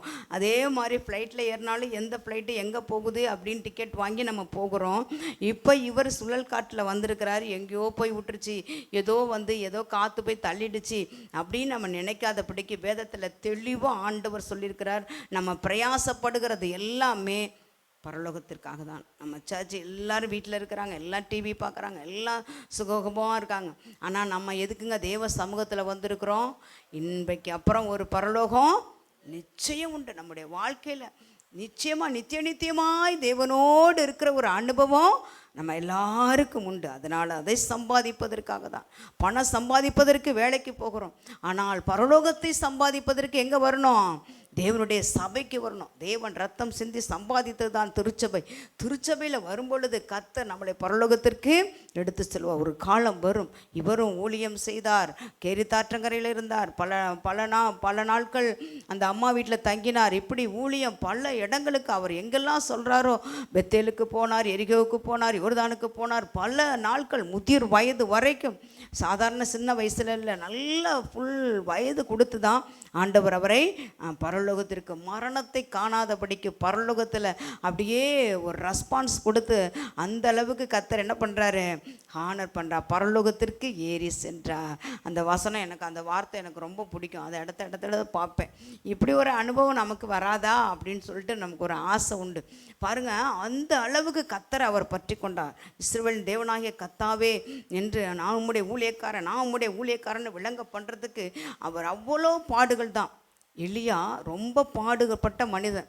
ஆனால் அதன் மத்தியில் கர்த்தரை அதிகமாய் பற்றி கொண்டதுனால, கர்த்தரை ஆராதித்ததுனால, கர்த்தருக்காக ஊழியம் செய்ததுனால கடைசியாக அவரை ஆண்டவர் மரணத்தை காணாதபடிக்கு அவரை என்ன செய்கிறாங்க, சுழல் காட்டில் ஒரு ரதம் வருகிறது, அக்கினி ரதம், கிட்ட யாரும் போக முடியாது. ஆனால் அவர் போய் ஏறி, அது வரைக்கும் அவருக்கு ரதம் இல்லைங்க, ஆகாப்புக்கு ரதம் இருந்தது. ஆனால் ஊழியம் செய்து கொண்டே இருக்கார். எது இருக்கோ இல்லையோ கர்த்தர் போதும்னு ஊழியம் செஞ்சார் பாருங்க. கடைசியில் ஒரு அழகான ஒரு ரதம், அக்கினி ரதமும் குதிரையும் வந்து இறங்குது. கண்ணார பார்க்குறார். இதில் போய் அழகாக சிங்காசனத்தில் உட்கார்றது போல் யார் ஏறி உட்கார்றது, எலியா ஏறி உட்காருகிறார். சுழல் காற்றிலே அந்த ரதம் கிளம்புகிறது. அப்படியே ரதம் அப்படியே போயிட்டு இருக்கும்போது ரதத்தில் அவர் என்ன பண்ணுறார், பாய் எலிசா, பாய், பத்திரமா இருந்துக்கோ, நல்லா ஊழியம் செய், நல்லா அரிதானதை கேட்டாய், கர்த்தர் உன்னை ஆசீர்வதிப்பார்னு எல்லா ப்ளஸும் பண்ணிட்டு போயிட்டார். அல்லேலூயா. எலியாவின் தேவன் நம்மளை நிச்சயமாக அந்த பரலோகத்துக்குள்ளே சேர்ப்பார். ஆனால் எலியாக்கிட்ட இருந்த சுபாவம் நமக்கு ரொம்ப முக்கியம். ஜெபிக்கிற தேவ மனிதன், கீழ்ப்படுகிற ஒரு தேவ மனிதன். கேட்பேன் கடைசியில், கீழ்ப்படுகிற ஒரு தேவ மனிதனாக இருக்கிறார். நம்மை போல பாடு. ஒவ்வொருத்தருக்கும் நீங்கள் வாசிக்கும்போது நம்மை போல பாடு, நான் வாசிக்கும்போது நம்மை போல பாடு. எனக்கு என்ன பாடம் எலியாவுக்கு இருந்திருக்கு, நீங்கள் வாசிக்கும்போது என்ன பாடம் அது எலியாவுக்கு இருந்திருக்கு. அவ்வளோ பாடுகள் மத்தியில் கர்த்தர் இடத்துல ஜெபிக்கிற மனிதனாக இருந்திருக்கிறார். அப்போ அந்த பாடுகளை எல்லாம் கர்த்தர் மாற்றினா. அப்புறம் தாழ்மை உள்ளம். போதும் கர்த்தாவே அப்படி ஜெபிக்கக்கூடாது. ஆனால் அவர் அந்த இடத்துல அவர் சொல்கிற வார்த்தை, போராட்டம் வந்துச்சு, எல்லாம் மனுஷன்தானே, சில நேரத்தில் என்ன பண்ணுவாங்க, புலம்புகிற நேரம், அந்த நேரத்தில் கூட நான் போதும் கர்த்தாவே, நாத்துமாவே எடுத்துக்கணும், என் பிதாக்களை பார்க்கிலும் நான் நல்லவன் அல்ல. அவ்வளோ உத்தமமான தேவ மனிதன். அவர் சொல்லுகிற ஒரு வார்த்தை, நான் பிதாக்களை பார்க்கிலும் நல்லவன் அல்ல. அவ்வளோ ஹம்பிள் மேன், தாழ்மையாக இருக்கிறார். அப்படிப்பட்ட உள்ள அடுத்து விசுவாச வீரன், கர்த்தருடைய காரியங்களில் விசுவாசமாக தைரியமாக நின்று கூப்பிடுகிறான். அவ்வளோ ஜனங்கள் இருக்கிறாங்க, 7000 பேர் நிற்கிறாங்க. அங்கிட்டு கொஞ்சம் மைனாரிட்டியாக நிற்கிது, மெஜாரிட்டி நிற்கிது, மைனாரிட்டி நிற்கிது. அப்படிப்பட்ட நேரத்தில் ஆண்டவர் அந்த காரியங்களில் கர்த்தர் ஜெயத்தை கொடுக்குறார். விசுவாச வீரன் போய் 7 தரம் போய் பார், மழை வரப்போகுது, கட்டளை இட்டுட்டார், மழையே வரல, அறிகுறி கூட இல்லை, மேகம் இல்லை அப்படின்னு சொல்கிறார். ஆனால் விசுவாச வீரன், மழை வரப்போகுது, சீக்கிரமாக ஆகாப்பா போஜனம் பண்ணிவிட்டு பத்திரமா வீட்டுக்கு போக சொல்லு, மழை வரப்போகுது. அப்படிப்பட்ட ஒரு விசுவாச வீரனாக இருக்கிறார். வேதத்தை படிக்கும் பொழுது, இப்படிப்பட்ட பக்தர்களை நம்ம யோசிக்கும் பொழுது நமக்குள்ளே அந்த விசுவாசம் ஒரு அநேகரை அபிஷேகம் பண்ணுறார். போய் ஆசைகளை அபிஷேகம் பண்ணு, எகுவா அபிஷேகம் பண்ணு, எலிசாவை அபிஷேகம் பண்ணுன்னு ஒவ்வொருத்தரையாக சொல்லும் பொழுது அந்த வார்த்தையின்படியே ஆண்டவர் அவர்களை நடத்தி செல்லுகிறார். இப்படி மரணத்தை காணாதபடிக்கு ஆண்டவர் அவரை எடுத்துக்கொள்கிறார். அப்போ எலிசா கூடவே இருந்து எல்லாவற்றையும் ஆண்டவருடைய காரியங்களை கற்றுக்கொண்டார், ஊழிய காரியங்களை கற்றுக்கொண்டார். பின்னாடி எலிசா வல்லமையான ஒரு பாத்திரமாக மாறினார். அல்லேலூயா. ஒரு காலத்தில் எலியாவை போனாலும் இன்னைக்கு வந்திருக்கிறதெல்லாம் யார், எலிசாவாக ஆண்டவர் பார்க்கிறார். அல்லேலூயா. எலிசா மூலம் ஆண்டவர் எப்படி அற்புதம் செய்தாரோ, நிச்சயமாக உங்களை கொண்டு என்னை கொண்டு செஞ்சிட்ருக்கிறாரு. இன்னமும் என்ன செய்வார், இன்னமும் செய்வார். எலியாவை கொண்டு வீட்டில் என்ன அற்புதம் நடக்கணும், பொருளாதாரத்தில் எல்லாம் டப்பாலும் என்ன இருக்கணும், அரிசி பருப்பு எல்லாம் ஃபுல் பண்ணுவார். எலியாவின் தேவன் ஃபுல் பண்ணுவாரா, பண்ண மாட்டாரா? நமக்கு தேவையான வார்த்தைகளை தான் ஆண்டவர் நமக்கு எழுதி வச்சிருக்கிறார். அதே போல் பலகீனமான நேரத்தில் நம்மளை உயிர்ப்பிக்கிறார், பதில் கொடுக்கிறார், பாதுகாக்கிறார், பராமரிக்கிறார். நல்ல சர்ச்சில் கூட தூங்குற அளவுக்கு தூக்கத்தை என்ன பண்ணுறாரு, கொடுக்குறார். அல்லேலூயா. தூக்கம் ஒரு பெரிய ஆசீர்வாதம். பரவாயில்ல தூங்கட்டும் அப்படின்னு சொல்லிடுவேன். தூக்கம் ஒரு பெரிய ஆசீர்வாதம். சிலருக்கு தூக்கம் வராமல் மாத்திரைகளெல்லாம் எடுக்கிறோங்க, அப்படி அவ்வளோ ஒரு கஷ்டம். ஆனால் சர்ச்சில் கூட என்ன ஆகுது, தமக்கு பிரியமானவனுக்கு நித்திரை அளிக்கிறான்னு சொல்கிற மாதிரி நல்ல எல்லாவற்றையுமே ஆண்டவர் அற்புதமாக செய்கிறார். அல்லேலூயா. அப்போ நம்முடைய தேவன், வேக வேகமாக சொல்லுங்கள் பார்க்க, எலியாவின் தேவன் எப்படிப்பட்ட தேவன்? சத்தமாக சொல்லுங்க. ம் ம் ம் ம் உயிர்ப்பிக்கிற தேவன். அடுத்து பதில் கொடுக்கிற தேவன், பரலோகம் சேர்க்கிற தேவன். நம்முடைய தேவன் பரலோகம் சேர்க்கிறார். எங்களுக்கெல்லாம் ஏஜ் இப்போ 55 58 இப்படி நடந்துட்டுருக்கு. இன்னும் இத்தனை வருஷம் ஆண்டவர் வச்சுருக்காரோ, ஒரு ஓட்டம் ஓடி எங்கே போயிடணும், வேகமாய் ஓடினான், வேகமாய் நான் நல்ல போராட்டத்தை ஓடினேன், ஓட்டத்தை முடித்தேன், நிதி முதல் நீதின் கிரீடம். உயிரோடு இருக்கும்போதே எல்லா வார்த்தையும் தான் பவுல் அப்போஸ்தலன் சொல்லிட்டார். அப்படிப்பட்ட ஒரு ஓட்டத்தில் நம்ம ஓடிட்டுருக்கோம். டெய்லியும் எழுந்திருக்கணும், ஜெபிக்கணும், பாடத்தை படிக்கணும், வேலையை செய்யணும், குடும்பத்தை நடத்தணும். அதோடு கூட கர்த்தருடைய வேலையை நம்ம செஞ்சுட்டே இருக்கும்போது ஒரு நாள் வரும், ஆண்டவர் ஒரு ரதம் போல் நமக்கு கர்த்தர் நல்ல ஆசீர்வாதத்தை கொடுப்பார். இப்போ எலியாவின் தேவன் எலிசா ஆண்டவர் பயன்படுத்துகிறார். நல்ல தேவனுடைய வார்த்தையை கேட்டார், ஊழியக்காரனோடு கூட இருந்தார். ஊழியத்தில் ஆண்டவருடைய ஊழியக்காரரோடு சர்ச்சோடு நமக்கு ஒரு ஐக்கியம் இருக்கணும். இப்போ போனோமா திருப்பி வந்தோமா அப்படின்னு என்ன பண்ணக்கூடாது, இருக்கவே கூடாது. ஒரு டச் இருக்கணும். அப்போ தான் அவர் பாருங்கள், அவர் அம்மா அப்பாவோடு இருந்தார், நான் போய் முத்த செஞ்சுட்டு வரேன் அப்படின்னு சொல்லிட்டு திருப்பி என்ன பண்ணலை, தன்னுடைய காரியங்களுக்கு அவர் போகல. உடனே எலியா எங்கே போகிறாரோ ஒவ்வொரு இடத்துக்கும் அவர் பிரயாணப்பட்டு போகிற இடத்துக்கெல்லாம் எலிசா கூடவே என்ன பண்ணுறாரு, போகிறாரு. நல்ல அரிதானதை கேட்டாய். அவரிடத்துலேருந்து எலிசாட்டேருந்து கற்றுக்கொள்கிறது, நான் போகிறேன், உனக்கு என்ன வேணும் அப்படின்னு சொல்லி கேட்கும்போது ஒரு வார்த்தை சொல்கிறாரு, எனக்கு ரெட்டிப்பான வர வேண்டும், அந்த தேவ கிருபை இருந்தால் நான் போதும், நீங்கள் போயிட்டீங்கன்னா நான் என்ன பண்ணுவேன் அப்படின்னு ஆண்டவரிடத்தில் ஆசீர்வாதமான ஒரு வாழ்க்கை, ரெட்டிப்பான வர. ஆண்டவருடைய கிருபை நம்மளோட இருந்தால் ஆவிக்குரிய ஆசீர்வாதத்தை ஆண்டவர் தருவார், பூமிக்குரிய. எங்கனையும் எலிசா பட்டினியாக கிடந்தாருன்னு இல்லவே இல்லை. கர்த்தர் எலியாவை கொண்டு, கர்த்தர் எப்படி எலியாவை கொண்டு போஷித்தாரோ அதே போல் எலிசாவையும் கர்த்தர் அற்புதமாய் நடத்துகிறார். அங்கே சாரிபாத்து விதவை வச்சுருந்தா, இங்கே எலிசாவுக்கு ஒரு அம்மா வச்சுருந்தாங்களே, யார், சூனமியால். அங்கே போனால் அடிக்கடி ஒரு வருவாருன்னு மெத்தையே இல்லை, மெத்தையே கட்டி அதுக்குள்ளே ரூமை போட்டு, அதுக்குள்ளே டேபிளை போட்டு, லைட்டை போட்டு, சாப்பாடை கொண்டு போய் கொடுக்குற அளவுக்கு கர்த்தர் ஆசீர்வதிக்கிறார். தான் எளிதான அரிதானதை கேட்கும்போது கர்த்தர் எல்லாவற்றையும், தங்குகிறதற்கு வீடு, சாப்பாடு, உணவு எல்லாவற்றையும் ஆண்டவர் வல்லமையான ஊழியக்காரனாய் செய்தார். விசுவாச வீரனாக இருந்தால் அவரும் அந்த குறைவான நேரத்தில் விசுவாச குடும்பங்களுக்கு போகும்போது என்ன குறைவு இருக்கோ கண்டு அந்த காரியத்தை விசாரித்து, அந்த காரியத்திலிருந்து ஆண்டவரே இந்த காரியத்தில் அந்த குடும்பங்களுக்கு இந்த குறை இருக்குது, நீங்கள் நிறைவேற்றி கொடுங்க, அடுத்த உற்பத்தி காலகட்டத்தில் இவங்களுக்கு நல்ல ஆசீர்வாதம் இருக்கணும் அப்படின்னு திருப்பி மறிக்கும்போது திரும்ப உயிரோட எழுப்புகிற ஒரு வல்லமையை எலிசா பெற்றுக்கொண்டார். அல்லேலூயா. அப்படிப்பட்ட மரித்து போன சடலமாய் அடக்கம் பண்ணப்பட்டிருந்தா கூட அந்த சடலத்தின் மேலே ஒரு பாடி பட்ட பொழுது என்ன ஆயிடுச்சு, உயிர் பெற்றது. அவ்வளோ ஒரு உண்மையாக நடந்த, நேச்சராக நடந்த காரியங்கள். அப்போ தேவனுடைய வார்த்தையில் நம்ம அரிதானதை எலிசாவிடத்தில் கற்றுக்கொள்ள வேண்டியது, அரிதானதை கேட்கணும். எலியாவின் தேவனாகிய கர்த்தர் எங்கே என்று எலியாவின் தேவனை எலிசா பற்றி கொண்டது போல நம்மளும் அந்த எலியாவின் தேவனை பற்றி கொள்ளும் பொழுது நிச்சயமாய் ஆண்டவர் வல்லமையாக பயன்படுத்துவார். எழுந்து நிற்போமா? எங்கே சென்றாலும் அந்த எலியா, நான் என் தகப்பனின் தேவனே என்று சொல்லி கேட்பேன். நான் ஜெபிக்கும் பொழுது சில ஆபத்தான நேரங்களெல்லாம் என் தகப்பன் நல்ல கர்த்தரை ஆராதித்த ஒரு தெய்வ மனிதன், என் தகப்பனின் தேவனே, என் தகப்பனின் தேவனே என்று சொல்லி கூப்பிடுவேன். எலியா சொல்கிறாரு, ஆபிரகாம் ஈசாக்கு காலம் எப்போ அவர் சொல்லி ஜெபிக்கும் பொழுது ஆபிரகாம் ஈசாக்கு யாக்கோபின் தேவனாகிய கர்த்தாவே என்று சொல்லி கூப்பிடுகிறார். நம்மளும் இப்போ எலியாவின் தேவன், எலியா காலத்தில் எலிசா காலத்தில் வாழ்ந்ததுனால கர்த்தர் அந்த காரியத்தை ஆண்டவர் நமக்கும் அந்த பலனை, அந்த விசுவாசத்தை, அந்த தைரியத்தை, அந்த பாதுகாப்பை ஆண்டவர் நிச்சயமாய் நமக்கு கொடுப்பார். ஒரு பாடலை பாடுவோமா? பொன்னான இயேசுவை புண்ணியல் நேசரை கொண்டு செல்வோம் பூலோகம் எங்கும்.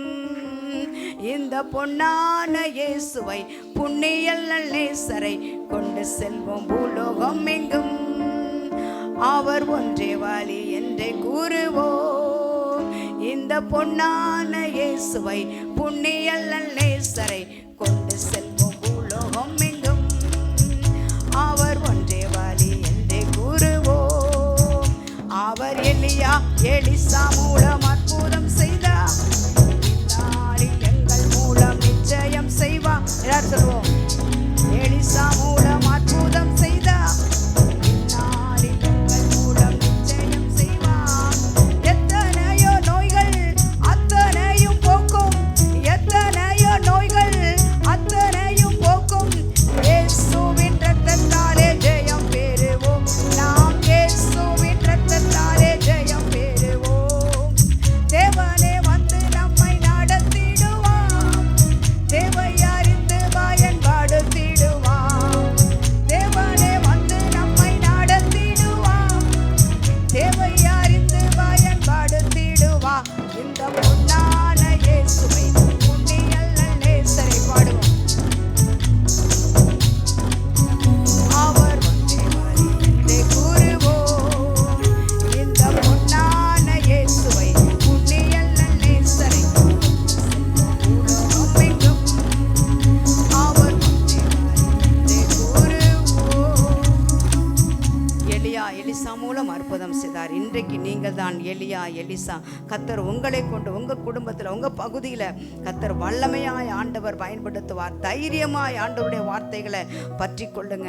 உயிர்ப்பிக்கிற தேவன், ஜெபத்துக்கு பதில் கொடுக்கிற தேவன், பாதுகாக்கிற தேவன், பராமரிக்கிற தேவன், போஷிக்கிற தேவன், பரலோகத்துக்கு கொண்டு செல்லுகிற தேவன். அவரை பற்றி கொள்ளும். அவருடைய வார்த்தைக்கு கீழ்ப்படியோமா? அவருடைய வார்த்தைக்கு அப்படியே கீழ்ப்படிந்தார் எலியா. எலியாவிடத்திலிருந்து கற்றுக்கொள்கிறது.